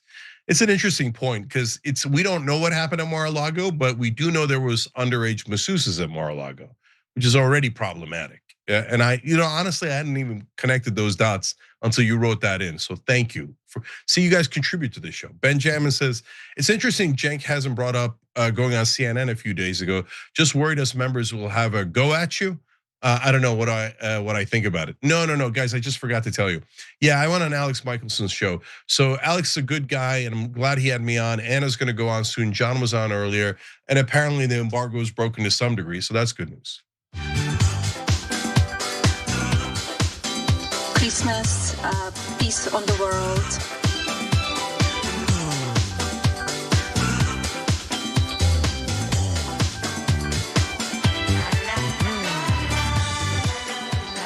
All right, back on the online news show, The Young Turks. Cenk Uygur and Anna Kasparian with you. And just a fun comment to start this segment. Hakuna Matata, member on tyt.com, wrote in, is there a color that Anna doesn't look good in? Yes, magenta. I bought a magenta blazer, totally regretted it. And now it's too late, I can't return it. Okay, apparently that had a very literal answer, but okay. Yeah. All right, Casper, what's next? We got to talk about what AOC has planned for her political future. Let's get into it. Do you think that you could beat JD Vance in a head-to-head race for president, as polling suggests, in 2028? Listen, these polls, like 3 years out, are, they are what they are. But let the record show, I would stomp him. There you have Congresswoman Alexandria Ocasio-Cortez sharing her confidence that she would stomp Vice President JD Vance if they were head to head in a presidential race in 2028. Cenk, your 2 cents? Yeah, I think the question here is this testing the waters? Of course, I think she should run for something else. I'll tell you what that is. And would she actually beat JD Vance? Interesting conversation. Let's talk about it. So this really has a lot to do with a poll that recently came out. That was the poll that she was referring to. And I gotta say, I am relieved to hear that she doesn't take these polls too seriously, especially with 3 years out before the election. But with that in mind, AOC would actually beat JD Vance Not by a wide margin, though, according to a poll that was done by Verisight. So they found that she would beat Vance 51 to 49. But the margin of error is 2.5 percentage points. So it's obviously within the margin of error. Let's take a look at this graphic and I'll explain what you're looking at. So according to the poll, a majority of white voters would support Vance, while a majority of Black and Hispanic voters would go for AOC. A majority of voters in the 18 to 29 demographic support AOC, but every other age demographic is just about even, which I find super fascinating.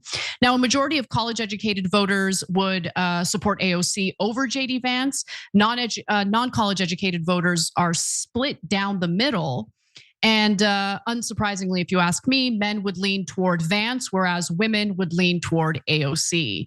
Now, AOC had shared the poll results just yesterday on X, writing simply bloop. And as of producing this story, Vance has yet to respond to the poll at all. So, I don't really know what to make of this. What I do know is I think it would be better suited for her to run for a Senate seat. But I'm curious if you agree with me or you think she should go in a different direction. So when I read this story, I thought there might be some chance she was testing the waters with that kind of comment, see what kind of reaction she gets after the press runs with it. Because once she says she'd stomp JD Vance, everybody's gonna write an article about that, right? And then they're gonna look at this poll, et cetera, right? And maybe it is, but now that I saw the video, it seemed more playful than that. And so thank God. Not everything's a political machination. And in terms of should she run? Well, look, just think about it strategically for the movement, right? And I don't know that she's gonna think about it in terms of the movement or just her own career. That's definitely an open question. But if she runs for president, she'd probably be among a couple of progressives. She's super young. That doesn't mean she can't win, but it's a lot of risk there. Tons of risk, relatively low probability event, because it's not just gonna be automatically her versus Vance. She's gonna have to get past 20 Democrats first. It might not necessarily be Vance. I don't think it's going to be, et cetera. Or she could run for the Senate seat in New York against Chuck Schumer. Chuck Schumer would immediately retire because he doesn't want to get humiliated by losing to AOC. Nancy Pelosi just retired because she was a tiny bit worried about losing to Shurka Chakrabarti, who was AOC's campaign manager. So I think there's almost no question she would knock out Chuck Schumer by just announcing, right? Then we would have someone that does not take corporate PAC money and is much closer to our views in a super powerful New York Senate seat, and we would be rid of Chuck Schumer, and that's a near guarantee. So if you're just looking at it from the movement's perspective, she's got to run for the Senate seat. Please take that Senate seat. It's really important, and you do a world of good with it instead of trying for like a 5%, 2% thing that's might not help at all. I just don't even think that she's in the right moment in her career to run for president. I just think it's premature. And you're right. I think the Senate seat makes a lot more sense. I think that's an area in which she would have a greater impact. But one thing that I know for sure is that AOC's commentary or criticism of what's been going down in the Middle East has been very muted. I'm sure people have noticed that. We, in fact, have been mentioning the fact that it's insane that Congresswoman Marjorie Taylor Greene, a Republican, has been far more outspoken against what Israel has been doing in Gaza and the Middle East than AOC has been. And my suspicions were that AOC was kind of keeping her powder dry because she's planning on running for a higher office. So I think that theory does bear some fruit, regardless of which office she plans on pursuing. But it is kind of sad that in her mind, that's what you need to do to win, to basically avoid criticizing Israel too harshly. Yeah, I mean, look, she's not wrong overall strategically throughout our lifetimes. She might be wrong today strategically, but more importantly, do you have convictions? And look, she's closer to our positions on policy, so that's why I'd be thrilled if she had the New York Senate seat. But is she purposely not criticizing Israel much and avoiding other economic issues that would aggravate the establishment so that she could have more positive media coverage? I think almost definitely. Yeah. I mean, there's no excuse for getting outflanked on the left by Marjorie Taylor Greene on Israel. So again, other people who do like kind of fights against the Republicans, like Jasmine Crockett, all of these guys won't touch Israel because they know the minute you touch Israel, all of the massive positive media coverage you're getting turns instantly super negative, right? True. And that's usually a death knell for your career in Washington. Although these days, I think they're miscalculating. I agree. I mean, look at Zoran Mamdani. The attacks against him simply because he initially refused to condemn others saying globalize the intifada. And he said that he would arrest Benjamin Netanyahu if he ever stepped foot in New York City. That led to a lot of backlash in the media. And honestly, it only helped him. So look, it could be a miscalculation. We're gonna have to wait and see. But I also think that she needs to give herself time, like for her political career to mature so she can hang her hat on things she has accomplished. You get what I'm saying? Like, what is she going to run on if she runs for president? I mean, look, I'll say one last thing. It's not because I like him. I've also had huge disagreements with him. He's gonna be on the show later tonight, Ro Khanna, right? But dude, what's the difference between Ro and AOC in that context? Not that Ro's older, it's that Ro has introduced dozens and dozens of bills that are really that fight for our positions, that focus on economic populism. He finds allies, finds ways to win, whether it's Massey and Marjorie Taylor Greene on the Epstein files, a stunning victory on that. Why? Because he had the courage to try, right? And if being honest, and that's what we do here, and I'm sure it'll aggravate some, including AOC, and she'll never come on the show, blah, blah, blah. I don't care. My job is to be honest with you guys. Has she shown courage on the Gaza issue? Absolutely not. No, she's shown almost no courage on it. And I can't have it. I wouldn't support someone that doesn't show the bare minimum courage on an issue of morality of that degree. All right, I think I want to take our final break because this next story is a controversial one. A lot of people are debating about it online, and it has to do with discrimination against white men. Is that in fact happening? That was the question posed by a new piece in Compact Magazine. We're going to discuss it and more when we come back. How does Santa go down? Does Santa ever get stuck partway down and need one of the reindeer?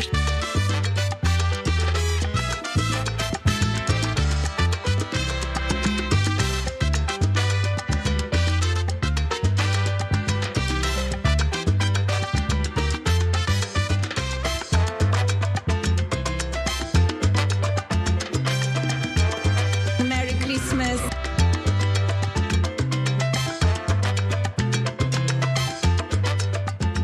All right, back on TYT. Guys, I'm gonna read you this comment, and I love it so much from Super Chat, but I love it mainly because of the thing that we care most about, honesty, right? So listen to this. Joe Blue 3769 says, I started watching TYT because Anna's a total smoke show. Okay, but hold on. And I stayed for the truth. Thank you, both of you guys, show me that there's still some good in the world. I'm a registered Republican, but I identify as a young Turk. Damn right. That's awesome. awesome. That's great. That's great. I love that. The only way that comment is better is if it's from a woman and calls me a smoke show. Only other way. Okay, but other than that, it's perfect. Okay, and way to have an open mind, brother. I love this community of open minds and definitely open hearts. So now let's go to TYT.com. Members, don't shoot on the goalkeeper says nobody likes JD Vance. MAGA doesn't even like him. Yeah, they're very mixed on him. I wouldn't say they don't like him. It's some people do, some people don't. I've never seen anybody get as mixed a reaction as JD Vance. Don Dada Dragon says, if AOC did what Ro was doing, she'd be our champion. Definitely. Like she had it. She was supposed to be our champion. And then she kind of dropped the ball because she didn't want the media to yell at her. She really, really hated when the media criticized her. And it bothered her to no end, so she just stopped doing everything that the media would criticize. But that's kind of everything in terms of actually challenging power. It's not only that though, like the media criticizing you is bad enough, right? And a lot of people would cave to that. But it's also coming into work knowing your colleagues don't like you. And that was what her experience in Congress was like. And yeah, that's a really difficult thing to deal with. I would know. But yeah, anyway. no, seriously. Like, I get it, guys. I know that we're being a little harsh. I know how hard it is to go in and have everyone in the building say you're the bad guy. And that's why a lot of them go in, good people, really good people, and they melt under that pressure. And it's no human, and 98% of people do it. But we're looking for the 2% who don't melt. Sorry, that's what we need in a leader, by definition, okay? Bloated Ego says, if any candidate for president or any other office had the cojones to tell Bibi to F off, mean it, and could stand up to the pressure, he or she would probably win their election hands down. Yeah, they would. Isn't it amazing, that 98% of politicians still don't understand that they're so clueless, so detached from what's happening with the voters that they don't know that at all. But for the ones that do know it, they would still never do it. They're so deathly afraid of the Israeli lobby because it's not just the lobby, guys, it's the media. The media will then come crashing down on you. Since Roe had the courage to say we should stop funding Israel and we should recognize Palestine as a state, he's the one that's passing around the letter to recognize Palestine. Oh, he's been called an anti-Semite 1,000 times. That takes courage. We'll be back. I'm working like my ass off. I know. Christmas stuff.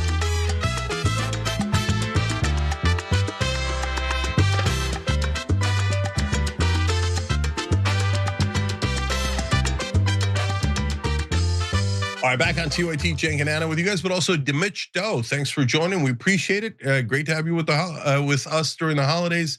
Hit that beautiful join button or tyt.com/join. Anna, what's next?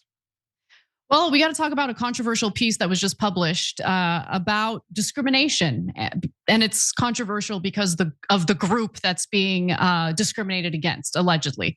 So let's get to the details. A controversial new piece in Compact magazine written by Jacob Savage makes the claim that beginning in 2014, classically liberal American institutions intentionally avoided hiring white men. In fact, the piece claims that some institutions even admitted that they were outright discriminating against white men. So the piece is called Lost Generation. And before we get to the details and the arguments that are made within the piece, Cenk, your 2 cents? Well, so there's a theory that white people or males or whoever's in the majority cannot be discriminated against. That theory is false. So were there good reasons to discriminate against white men, and did that discrimination happen? Well, let's find out first, and then we'll discuss. So the piece alleges that for about a decade, young white men have been systematically shut out of various institutions, including journalism, academia, and even Hollywood. Now, bear with us while we present the receipts that were provided in the piece. It's not like it was just, a big ranting article with no actual evidence. And honestly, some of this evidence is pretty damning. So Savage argues that DEI initiatives disproportionately hurt young white men who were trying to start their professional lives. So here's some data to prove it. And keep in mind that the white men represent about 30% of the American population, 30%. Okay. So in 2011, white men were 48% of lower level TV writers, obviously overrepresented, but nonetheless, 48% of lower level TV writers. But by 2024, they accounted for just 11.9%. So you can see the same pattern playing out at America's top universities. So white men fell from 39% of tenure track positions in the humanities at Harvard in 2014 to just 18% in 2023. At Berkeley, as recently as 2015, white male hires were 52.7% of new tenure track faculty. In 2023, they were 21.5%. So of the 59 assistant professors in arts, humanities, and social science appointed at UC Santa Cruz between 2020 and 2024, only 2 were white men, 3%. And the same thing is playing out in the field of journalism as well. So since 2020, nearly 2/3 of the Atlantic's hires have been women, along with nearly 50% people of color. In 2018, the New York Times replaced its summer internship with a year-long fellowship. Just 10% of the nearly 220 fellows have been white men.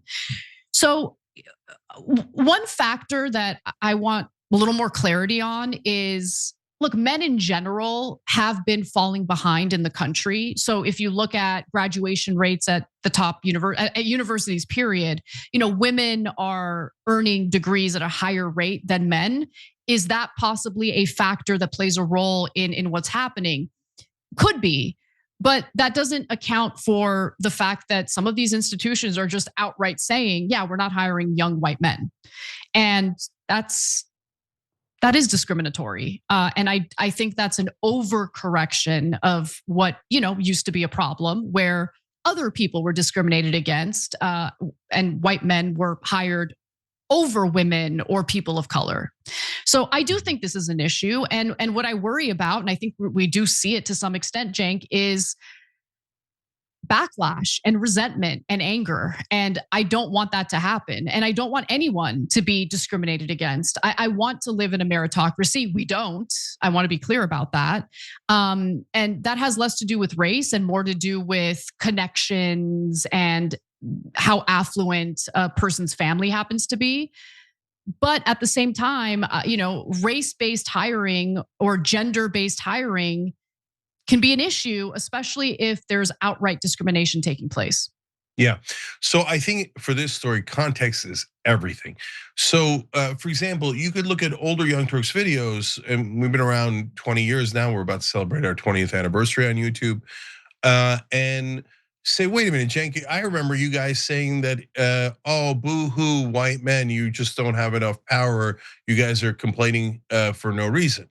Yeah, we might have said that in 2011, for example, when, just take one of these stats here, I could use 2 of them, when 48% of the TV writers were white males.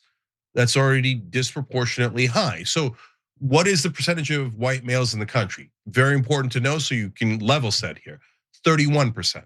So back in 2011, they were way overrepresented in Berkeley professors at 52%, TV writers at 48%, et cetera. Now, at some point, it started to get to a point where there was a balancing out, and now the pendulum has swung the other way.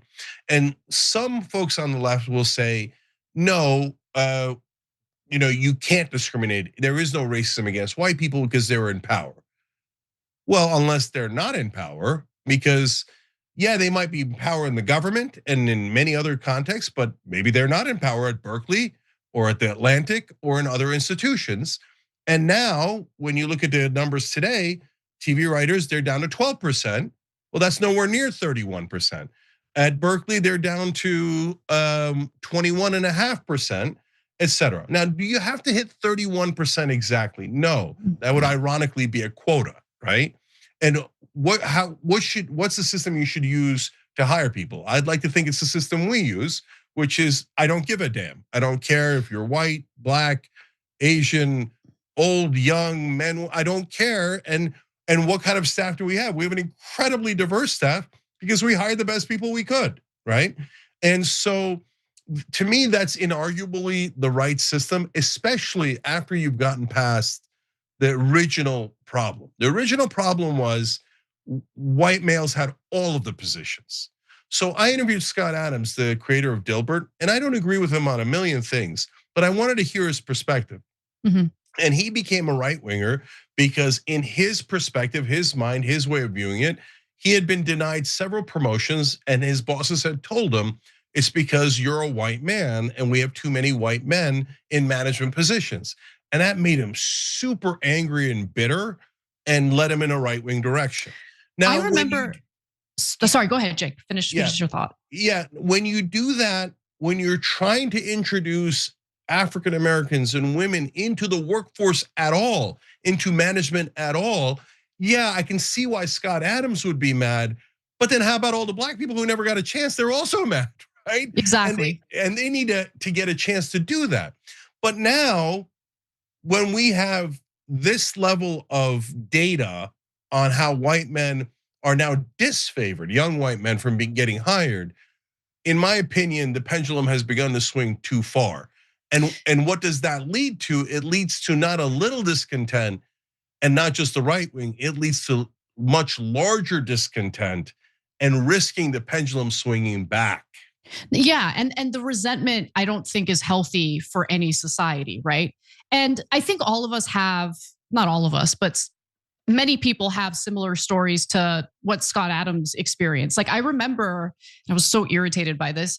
This is many years ago. I think it was 2012, but I flew out to New York City to take a meeting with the executive producer of The View. And I'm just gonna be honest with you guys, I wasn't even really that interested in being a host on The View, but I'm like, wow, they wanna meet with me. Sure, why not? We'll go all the way across the country to New York City to have this meeting. It was a great meeting, loved me, but it ended with, you're great, you'd be great for the show. It's just that we're looking for a Latina, right? And I'm just like, okay. And I just remember thinking to myself at that moment, I think that's discrimination, but like, who am I to make a big deal about it? Like, I'm happy with what I'm doing for work already. I don't really want to move to New York City to do this job anyway. So I didn't make a big stink about it. But I can totally understand others being infuriated by that because it's supposed to be based on the merit of, your accomplishments, your work, all of that. Again, we all know that the real world doesn't actually work that way.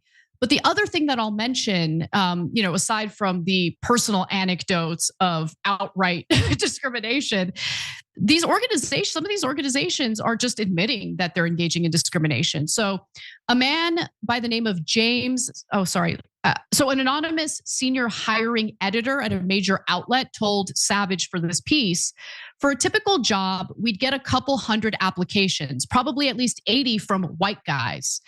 It was a given that we weren't going to hire the best person. It was jarring how we would talk about excluding white guys. That's not good. Okay, that is discrimination, and that is what we're trying to move away from.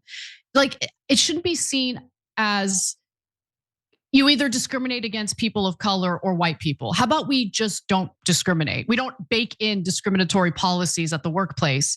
A man by the name of James stated that over the years at a top classics program, he watched underqualified candidates get tenure track offers because they checked certain identity boxes. My own advisors would say very openly, they're just two completely different hiring schemes. There's just two completely different categories of person. Meanwhile, over in Hollywood, studios and talent agencies were racing to fill quotas. So a whistleblower sent me a document from early 2017 across the grid, which tracks staffing needs for TV writers' rooms. The same shorthand appears dozens of times: diverse, female, women, and diverse only. And Savage also writes that this was systematic discrimination, documented in writing, implemented without consequence. It's striking how casual it all was. Chicago Fire, the upper level can be anyone, but we need diverse staff writers. So yeah, it's just, I think it's easy to kind of brush this piece off as like, oh, poor white man, but the receipts do lead to a pretty compelling argument here. And I'm just against discrimination of all forms. I just don't think it's helpful. So, like in the case of Anna, we never talked about it on air. We didn't make a big deal out of it. In fact, not a big deal. We made no deal out of it. And partly because like TV is a little bit of a different animal too. Like if you want to be able to represent your viewers, and like it's just a different formula. For example, in cities that are heavily African American, you'll have more African American local TV anchors. In cities that have more of an Asian population, you'll see more Asian anchors. I don't think that's the worst thing in the world, right? I get what they're trying to do. So it's a little bit different. On the other hand, if you're a doctor or you're a writer, I don't know that we need that kind of diversity, as part of the job. but we still don't do it, and we have enormous diversity. We just hire the best people. But guys, like in the beginning, you needed affirmative action, otherwise nobody could break in. But if you continue affirmative action forever, number one, it eventually leads to the pendulum swinging so much that you have reverse discrimination, which is what we're seeing here. That leads to huge resentment throughout the country. And by the way, white folks, if you're resentful about this, can you now empathize with black folks and women and other minorities who felt just as resentful earlier when they weren't allowed into these careers, right? Yeah, that's and a into great these point. Professions. That's such right? a great point. And I want to end on this because I think this was a thought-provoking excerpt from Savage's piece. He writes, if you were 40 in 2014, born in 1974, beginning your career in the late 90s, you were already established. If you were 30 in 2014, you hit the wall because the mandates to diversify didn't fall on older white men who in many cases still wield enormous power. They landed on us. Yeah, to that point, last couple points. What percentage of people in Congress are white males? 65%. So the older category is still stacked with white males in power. We argue for balance, and that's a tough position because people say, are you on the left or are you on the right? You have to be white or black or this, that. No, balance. That's the sensible thing to do. And finally, guys, at some point, we've got to be one nation. If we're not one nation and we're just a group of different individuals that happen to live next to each other, it's not going to end well. I agree. All right, one more story before we end the show because this is a big one. I'm going to skip the cold open and just go straight to it. So Donald Trump just fulfilled one of his campaign promises and has the opportunity to possibly gain some popularity by officially signing an executive order reclassifying marijuana. But how far does his executive order go and will it be enough? Well, we'll get into it in just a moment. But Cenk, first, your 2 cents.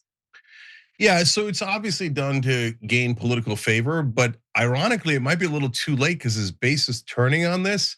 But this is the kind of things that they promise, but they're so late on. So I'll believe it when I see it.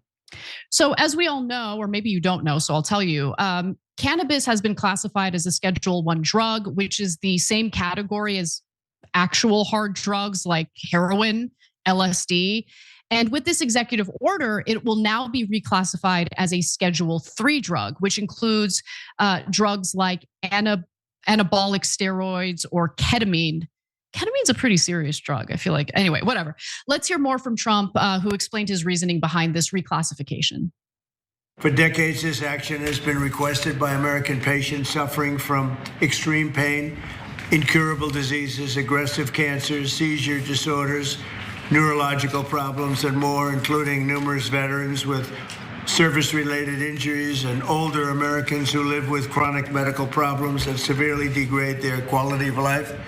This reclassification order will make it far easier to conduct marijuana-related medical research, allowing us to study benefits, potential dangers, and future treatments. It's going to have a tremendously positive impact, I believe. So I should note that while this is a good step, in my opinion, I don't think that it should be considered one of the most damaging drugs. And there is absolutely a medicinal benefit to marijuana. I would know. My mom just underwent, treatments for cancer. According to CNN, this reclassification isn't really the end all be all. So, for instance, the executive order will not make cannabis legal on a federal level. It also doesn't affect recreational marijuana, nor does it include any criminal justice changes. So remember, there are people in prison on marijuana-related crimes even today. And this isn't going to expunge anyone's record or anything like that. And this might be a move to increase his popularity with Americans. The majority of Americans do want to see marijuana decriminalized in the very least. There are a few on the right, though, who are against this. Sagar Enjeti is one of them. He says marijuana mass normalization has been a disaster for the United States. Our cities stink. I personally like the smell. Our kids are literally being poisoned and made stupid. DWIs are skyrocketing, and the promised revenue doesn't even come close to making up the mass social chaos. I think he's exaggerating a little bit, to be quite frank. But I do agree in that there needs to be better regulations around marijuana. I think simply decriminalizing it and not engaging in the proper regulations so people don't smoke and drive under the influence, that is an issue. So he's right about that. But when pressed on the fact that reclassification would allow for more research, he says nobody needs to study weed. So yeah, no, Sagar's totally wrong. 2/3 of the country wants marijuana legalized. These super old politicians, every once in a while, when they get into trouble, are like, well, maybe we'll move a couple of inches on marijuana. And Biden promised this in his 3rd year. Did he do it? Of course not. He's a giant liar. He never did anything he said. And they're all totally clueless and out of touch. Now, Trump finally moved the classification. So will I take the win, even though it's for optics and gimmicks and stuff? Yeah, a win's a win. I'll take it, right? And I'll give Trump a little bit of credit for doing that. But is it the end all be all? No. This was an issue we cared about, and I talked to activists that are adamant about this issue, and they say moving it to a Schedule 3 barely affects anything. You really have to decriminalize it, not necessarily legalize it. There's a difference between the two. And so I'm for that. I know the right wing now, Tucker Carlson, many others are now against marijuana legalization. I massively disagree. It's a question of freedom. If you don't want to smoke marijuana, then don't smoke it. If I want to smoke it, I'll smoke it. And if you don't like it, you can kiss my ass and you can go to a repressive country. I'm not interested in that. So I disagree with them, but there's nothing wrong with that. So this might help Trump a little bit, but ironically, not as much as he thinks, because his base has started to shift on it. All right, the revolution is next. Stick around. With Ro Khanna, make sure you stick around.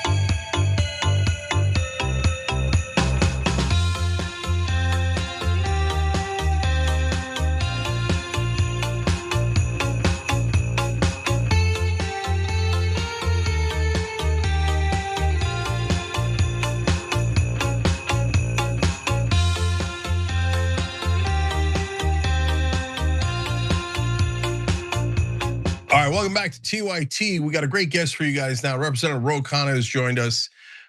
He has been at the forefront of a lot of issues, including the Epstein files.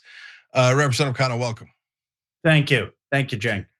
All right, Ro, I'm gonna start with showing a video of you from today, I believe, threatening serious consequences for folks if they don't release the files, and then we'll come back and talk about it. Let's run that video. Tomorrow at midnight is the deadline for Pam Bondi to release the Epstein files. Here is the reality. Any Justice Department official who does not comply with this law will be subject to prosecution for obstruction of justice. If Pam Bondi does not comply with the law, she will be held either in inherent contempt of Congress or subject to impeachment. We will not rest until the law is complied with and justice is served. So, Representative Khanna, is that realistic? Can she really be prosecuted if she does not release the files by tomorrow? Yes, when we have a future Democratic administration, yes. I mean, look, there's some people who think let's just have kumbaya when we have a Democrat in the future. I believe we need accountability. I believe people who committed crimes should be held accountable, not just if someone violates the Epstein Act, but if they bombed people in the Caribbean who are innocent. I mean, we need to have accountability. If they gave orders to ICE where people were detaining American citizens or committing criminal acts, we need accountability. And she is subject to obstruction of justice. But the reason I gave that speech today is there are, as we speak today, Jeng, dozens of lawyers from the national security team at DOJ going through the Epstein files. They're doing that now. We know that from reporting. And they're planning on releasing things tomorrow. And what I wanted to signal to them is they better be doing this in compliance with the law or they're subject to future prosecution.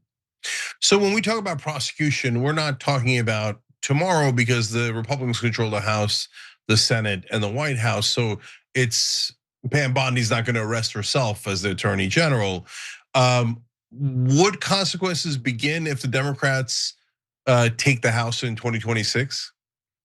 Well, they could begin before that. I mean, Massey and I have talked about introducing an impeachment resolution against Pam Bondi, where we could get Republicans breaking and supporting that if the release of the files is not in compliance with the law.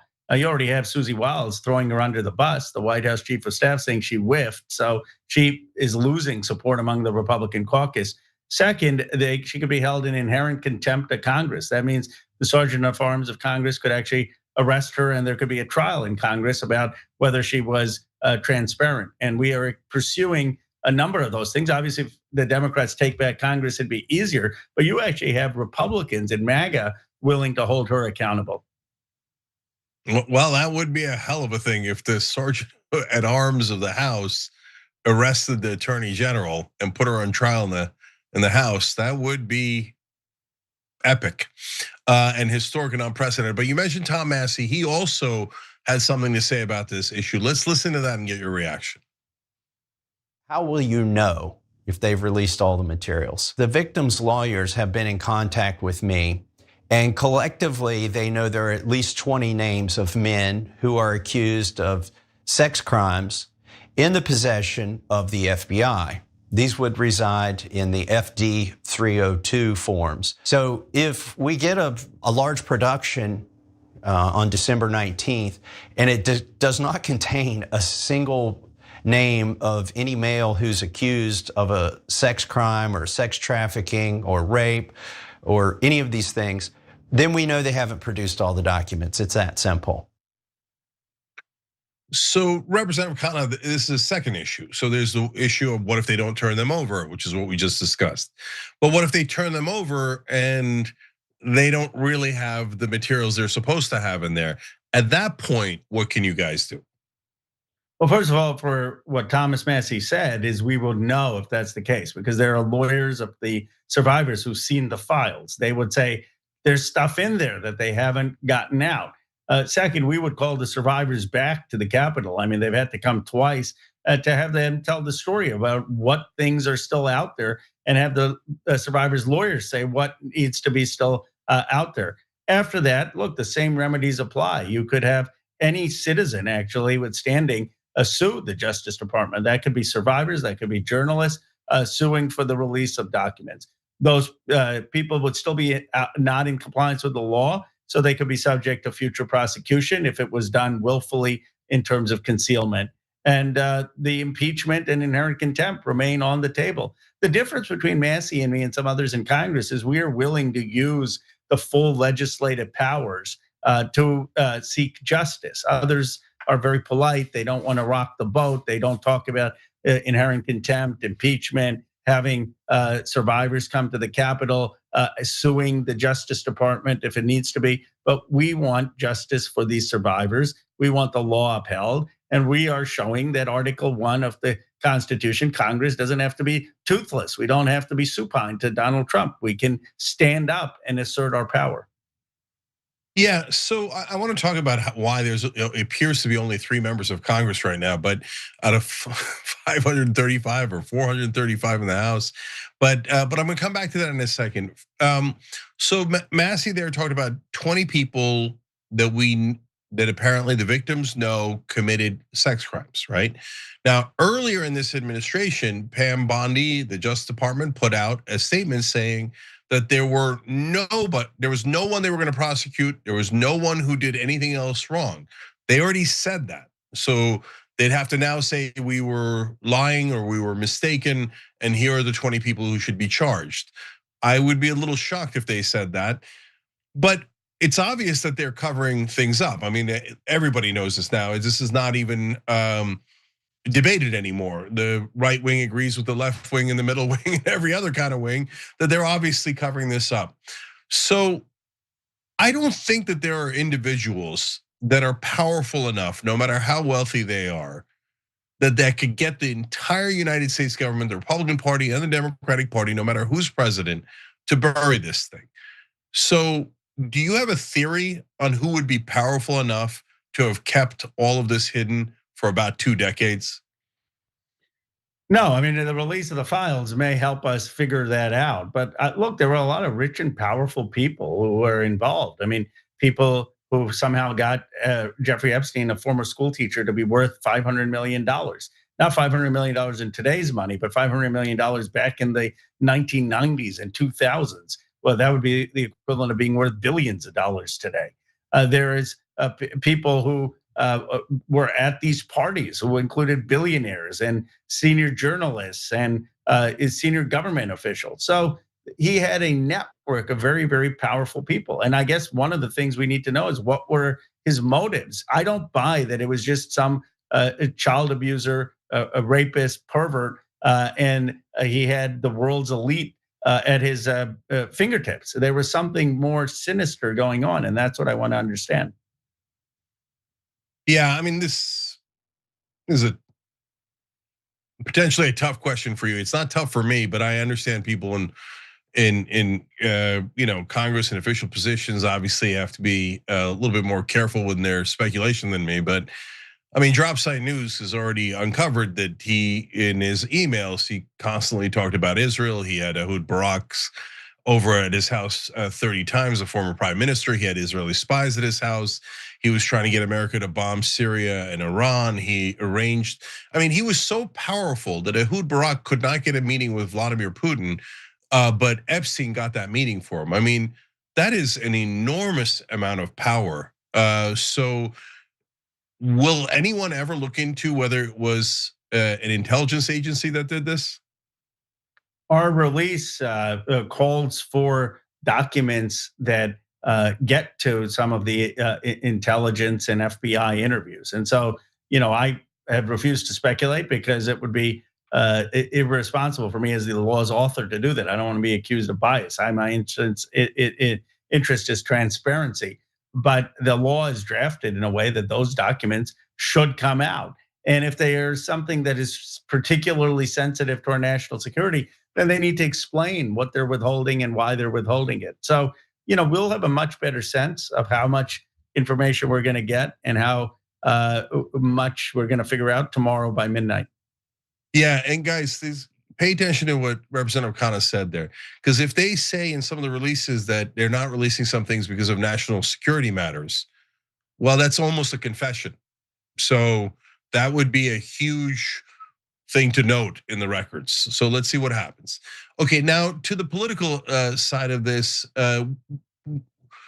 Representative Connor, we now have a political spectrum that is all jumbled, right? We've got you and Tom Massey and then later Marjorie Taylor Greene working super effectively. Almost the three of you, I don't know if you want to give credit to others that were part of it at some point, but it certainly in the beginning, you and Massey started this, seemed to have swung the entire Congress and Trump just because you tried. But that leads me to ask the question, why don't other Republicans and Democrats ever try? Well, it looks like we've started a trend. You now have 50, 60 discharge petitions. So I think we've woken up Congress. Discharge petitions on extending the Affordable Care Act tax credits, discharge petitions on banning stock trading, discharge petitions on standing up for workers' rights. I mean, literally everyone has suddenly said, oh, okay, we don't have to just sit here and listen to the president and Mike Johnson dictate what we do. We were actually elected to represent people and to be an independent governing body. And so Massey and I did something that has literally changed Congress. I mean, changed Congress not just in terms of dismantling MAGA and standing up to Trump. I think it's changed Congress forever. I think you've now got ordinary members unafraid of leadership. Do you think the political spectrum is getting jumbled so that sometimes your most effective partner is a Republican like Massey because of the funding, that whether you're on the right or the left, if you don't take corporate PAC money or foreign government money, that frees you up to actually represent the voters? I think there are unusual alliances that are being formed. I mean, certainly on matters of war and peace. I mean, Thomas Massey and I are strongly aligned, for example, against the bombing in the Caribbean and against a regime change war in Venezuela. And there we have more in common than some of the people I serve on who are Democrats on the Armed Services Committee. And so the reality is that when it comes to ending endless wars, when it comes to standing up against PAC money and lobbyist money, when it comes to reforming some of the corruption in government, you can have the left and the right stand up against the status quo that has failed people. And when it comes to more competition within our parties, calling out the old guard, saying you need primary challenges in terms of nothing is wrong with that. All of that is a sense of, I would say, populist energy, people feeling that their political and economic voice has been stolen, that they want to take back control of government. And that is a populism on both the left and the right. Now, I think the Democratic populism isn't just for tax breaks for the billionaires, and it's for Medicare for all and $10 a day childcare and stopping Wall Street from buying single family homes, and is more aspirational. But there is a populism on both sides. Yeah, and so I'll give an example to the audience. Representative Khanna has a bipartisan bill to lower drug prices. He just took Trump's executive order and on most favored nation status and turned it into a bill. And on this very show, viewers suggested I reach out to Marjorie Taylor Greene to co-sponsor that. I did, and she did co-sponsor it. Now we're having agreement on lowering drug prices. We're way past foreign policy now. We're getting to core agreements on economic issues among populists. It's just remarkable. I've never seen it in 30 years of covering politics. I'm going to ask you a question that it's hard for you to answer because you're not in this group, but when other Democrats see you doing this incredible work on the Epstein files as an example, I don't get it. Why don't they come and join you? I mean, just as a matter of political calculation, even if they didn't mean it, it's kind of a layup. Why aren't more people taking that layup? Well, they have. They did come around. I mean, that's how we got 212 House members on it, every member of the caucus. Now we've got the Oversight Committee leading on it. And now everyone recognizes that this actually broke the MAGA coalition. This was the one issue where Trump was not able to get his own members to fall into line. 70 Republicans were willing to vote for my bill in defiance of Donald Trump. So much so that Donald Trump went from calling what I was doing a hoax to 2 days later endorsing and signing my bill. I wasn't invited to the bill signing, but that we showed what is possible. And so I don't want to be a lone ranger. What I've hoped is that this is inspiring Democrats to be more creative, to be more bold. And I think it is. If you look at the number of discharge petitions, it's almost 50 times what we usually have.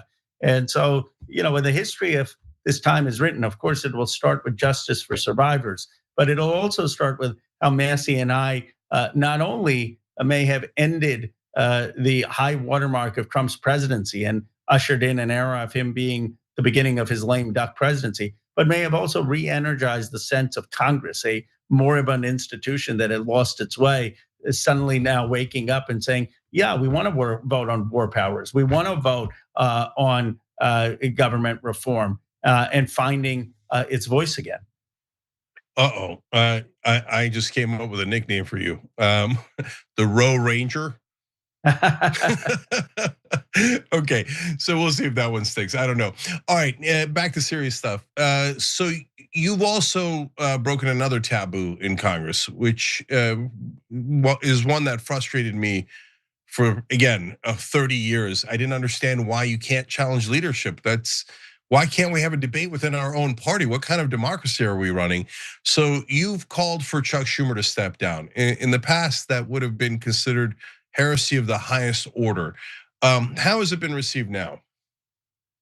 I have got to tell you, I've gotten 80-90% praise for that. In fact, one very senior person in the party said, anyone who wants to lead this party in the future, well, they're all going to come around to your position. You got to run against this old guard in the party, and you just got there first. It's mind-boggling to me because it was very different when I endorsed Bernie Sanders in 2016, when I co-chaired Bernie Sanders' campaign in 2020. Then I was seen as a pariah, ostracized. Now I think people are saying, you know what, that kind of guy, he's actually right. I mean, we need to be different. We can't just run the status quo. We need new leadership. We need to understand that we need a more populist message. We can't just be a status quo corporate Democrats.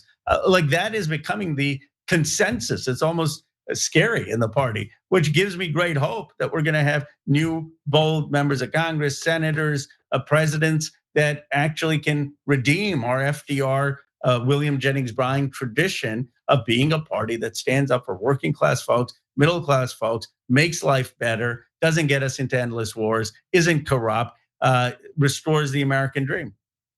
Yeah, well, that leads us back to the DNC, where I've got more bad news, though. So first, I talked to several people that were privy to the strategy at the DNC.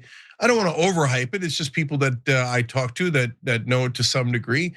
And when I asked them, what's the new Democratic strategy for 2026, they said, oppose Trump. That's not new at all. Trump being a bad guy is what they've run on for 10 straight years. Is that wrong? Is there a different Democratic strategy that leadership is talking about that we just don't know about? Or are they really going to go back to that same well again? Well, I do think affordability has become part of the mantra. Now we need to have concrete policies on it, and whether that's breaking up monopolies with meat packers, whether it's figuring out how not to have food tariffs, whether it's making sure data centers are paying for their electricity instead of sticking local communities with bills, Medicare for all, childcare $10 a day. You need real substance behind affordability. But I do think that there is that positive agenda. The other thing is, when you're the party out of power, the anti-Trump stuff actually works because Trump is so awful in terms of what he's doing to families and his irrationality on the economy. The problem becomes if you just run on that, then you can't really build a governing majority, and you're going to lose power even if you get it for 2 years. And so my hope is that we realize that we've got to really have a bold populist agenda, that things like paid family leave, things like a living wage, things like Medicare for all, things like $10 a day childcare, a tax on billionaires, that can give us a runway. So it's not just, okay, we didn't like what Trump's doing, we'll give these Democrats a shot, and then, oh gosh, they're not making our life better. And then you get the rise of a virulent Republican comeback. It's just not sustainable. Yeah, I mean, I feel like Democratic leadership just doesn't listen. Like, we all know Trump is bad. That's not the point. We're not disagreeing with that. What we're saying is you need to also have a positive agenda that people are excited about because it affects their lives, right? That's the most important part. But that leads me to the second question. So the DNC apparently did an autopsy for what went wrong in 2024, and today they announced that they're going to bury it and they're not going to publish it, talk about it, etc., because they're quote unquote winning already in their minds. Now, at the same time, there's a poll out right now saying the Democratic approval rating for the party overall is at negative 55. So I just don't get it. And you're closer to that bubble than I am. So does Democratic leadership think they nailed this and that the country now loves Democrats? Do they not understand? Yeah, people are disgruntled with Trump, but they're also disgruntled with Democrats. And you need to figure out not just what went wrong, but what's still wrong today at a negative 55 approval rating. Look, obviously we need to figure out what went wrong, but the reason I'm not all worked up about the DNC report, and they should release it, is just I don't think we're going to get there by talking to the consultants that they talk to anyway. I think we'd be better spent talking to people like you, people in the communities, podcasters, folks who are grassroots organizers. So, do I really want to read a report that a bunch of Democratic consultants who've run these campaigns in the past have said was a problem? Probably not. I mean, fine, release it, but that's not where the new strategy or energy is going to come from. Yeah, that's fair enough. I mean, I don't know a category of professionals that have been bigger failures, unfortunately, than Democratic consultants. So you also, I mean, you're so active, it's hard to get all the things you've done in a half an hour interview, but you've also spearheaded an effort to try to get people to recognize Palestine as a state, get America to recognize Palestine as a state. So I'll ask this broadly, how has that been received? Not well, but better than it would have years past. Look, the Democratic Party has a question that we have to ask is, are we gonna be the status quo policy party when it comes to the Middle East? Or are we gonna listen to our base and say that we should not be giving military sales to Netanyahu to kill civilians in Gaza? That's Delia Ramirez's No Bombs Act that I've co-sponsored.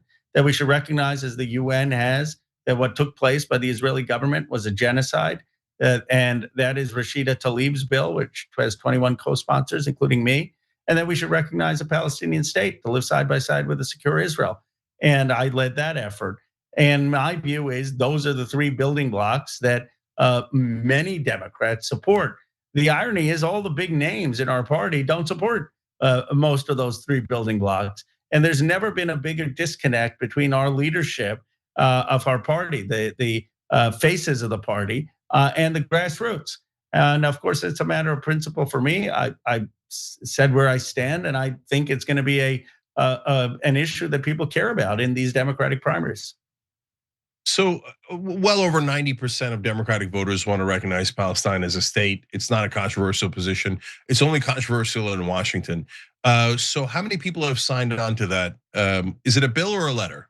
It was a letter, and it was during the time of the UN. It got about 40 some signatures, which was significant at the time. Now, because it's not an ongoing bill, we can't keep working on it. But I think the more accurate numbers are 58 on Delia Ramirez's No Bombs Act. So it's still about only a fourth of the caucus, and only 21 on Rashida Tlaib, which is recognizing what the UN has, that the Israeli government committed a genocide. And my doing that with Rashida Tlaib had Apex start spending in my district against me to try to hurt me in my district. So, I've taken positions on both the Epstein files that I knew would upset certain people in our party and powerful interests, and certainly I've done that on Gaza. Recently, I've done that in standing up to some of the tech barons in my district on AI, saying, no, you can't just go build data centers wherever you want and stick people with a bill. And I had tweeted out that I stand with Bernie Sanders over Elon Musk and making sure that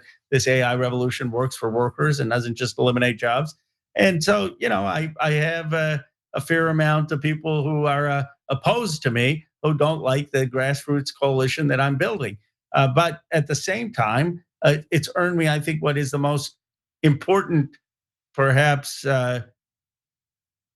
quality today in politics, which is some trust, not a lot of trust, but some trust, because you're a politician still, some trust from people saying, okay, maybe this guy's actually going to do the right thing. Maybe he's actually going to take some stands and risk his own career for fighting for what's right. And I really think that that is the most precious commodity right now for anyone in public life. Yeah, I couldn't agree more. And the trust comes from challenging power when it's difficult, not joining later, and when the bandwagon's already formed, and you've done that consistently here. So, but I want to go back to the letter for a second, because look, cutting funding to Israel, I think is obvious, but I understand the pressures. I understand that. Let's keep it real. The money, 94% of Congress has gotten money from AIPAC, rose among the 6% that hasn't. AIPAC, or the Israeli lobby. I understand the media pressures, et cetera, and calling it a genocide. Again, it's a layup. Everyone agrees, but in Washington, it's a completely different bubble. But when it comes to recognizing Palestine as a state, I don't understand what the objection even is. So is 3/4 of the Democratic caucus saying that the Palestinians shouldn't be allowed to exist as a state? I mean, that's brutal and vicious and crazy. Is that? Well, yeah, I mean, they would say, well, it has to be conditional on first Hamas not being there and conditional on them not having a government. I said, the letter clearly says a Palestinian state without Hamas that has democratic elections, but you have to recognize the possibility of a Palestinian state to be able to effectuate elections and get a Palestinian authority that is actually going to sit down and do that, as opposed to saying, well, we aren't going to even recognize it until Hamas is totally eliminated. I mean, the way you get Hamas out is by working towards a two-state solution. So this is why the Palestinians and many people in the Arab world have not believed us, because we say two states, but when it comes to the simplest thing to actually show that that's a reality, recognizing a Palestinian state, we say no. In fact, we have a law signed by Congress in 1990 that says if the United States were to recognize a Palestinian state in the United Nations, our funding to the United Nations would automatically be cut off. So to do that in the United Nations now, we would have to actually overturn a congressional law that says that the US cannot fund a UN that recognizes a Palestinian state. It's just insanity. I mean, it's like during apartheid, if they said, no, we're not gonna let these black people go until they meet all the conditions that the Afrikaners demand of the blacks.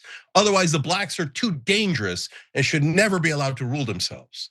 I mean, that's literally what's happening here. But because it's beloved Israel, the rest of Washington bows down, but Roe doesn't. And that's courage, and that makes a difference, and that's what builds trust. So last thing, Roe, when it comes to the media, you do this, AIPAC attacks you, viciously, as they always do. They're always at an 11, right? And they call everyone in the country, I think at this point they've called 99% of the country anti-Semites. But has that had an effect in media coverage? Genuine question, I don't know the answer to that, because usually when AIPAC and the others do that, the media then piles on top of you. But you've got a lot of credibility in DC, so it might not have happened. So how's the media reacted to that? A few articles in several outlets like Jewish Insider and Jewish News sensationalized some of it, but even they have been fair when I've pushed back on it. And I guess the climate has changed, so people saw with their own eyes what happened in Gaza, and that just affected people. People heard Smotrich and Ben-Gvir say, "Starve them."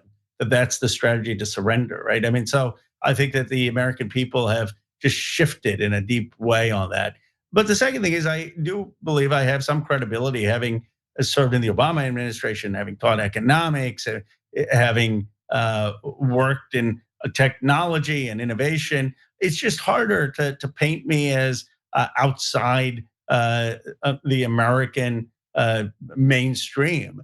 And so, what I benefit from is that while I have bold positions that are progressive, I paint them as a guy who grew up in Bucks County, Pennsylvania, who understands innovation, who understands how we build wealth, who wants this for every part of America, and is common sense. And I think so far, I'm sure that at some point it won't last. So far, the media, it's a harder challenge for the media to paint me in that way. And that's, I think, why when I take certain stands, I draw such ire. I mean, why tech folks were so upset when I said, well, we shouldn't just be eliminating jobs with AI, or why APEC is coming after me in my district, because they know that I have some of that credibility, and they want to erode at that fundamental asset, which is trust. They want to, APEC is running an ad in my district, not on saying things about my policies, saying Ro Khanna is a liar. And so they are going at my core character because they understand that I built some trust with the work I've done. Yeah, it's kind of hilarious that in DC, if you agree with the overwhelming majority of the American people, they're like, does he have enough credibility? It's the exact opposite of reality. And of course, the media is different now because there's basically the mainstream media, which is what I was asking about. And then there's online media. And in online media, I don't know a Democrat that's got more credibility than you do. And that's because people see you actually fighting for the voters, not caring about partisanship, and leading on all these issues. So we appreciate that, and we appreciate you joining us tonight on the Young Turks. Thank you, Cenk. Thank you. Keep at it. Your voice and platform has been a game changer. Thank you. All right, Representative Ro Khanna, everybody. All right, guys. So that'll do it for tonight. I don't have any random stories for you guys. I'll have to save it up for Friday. I'll see you guys tomorrow.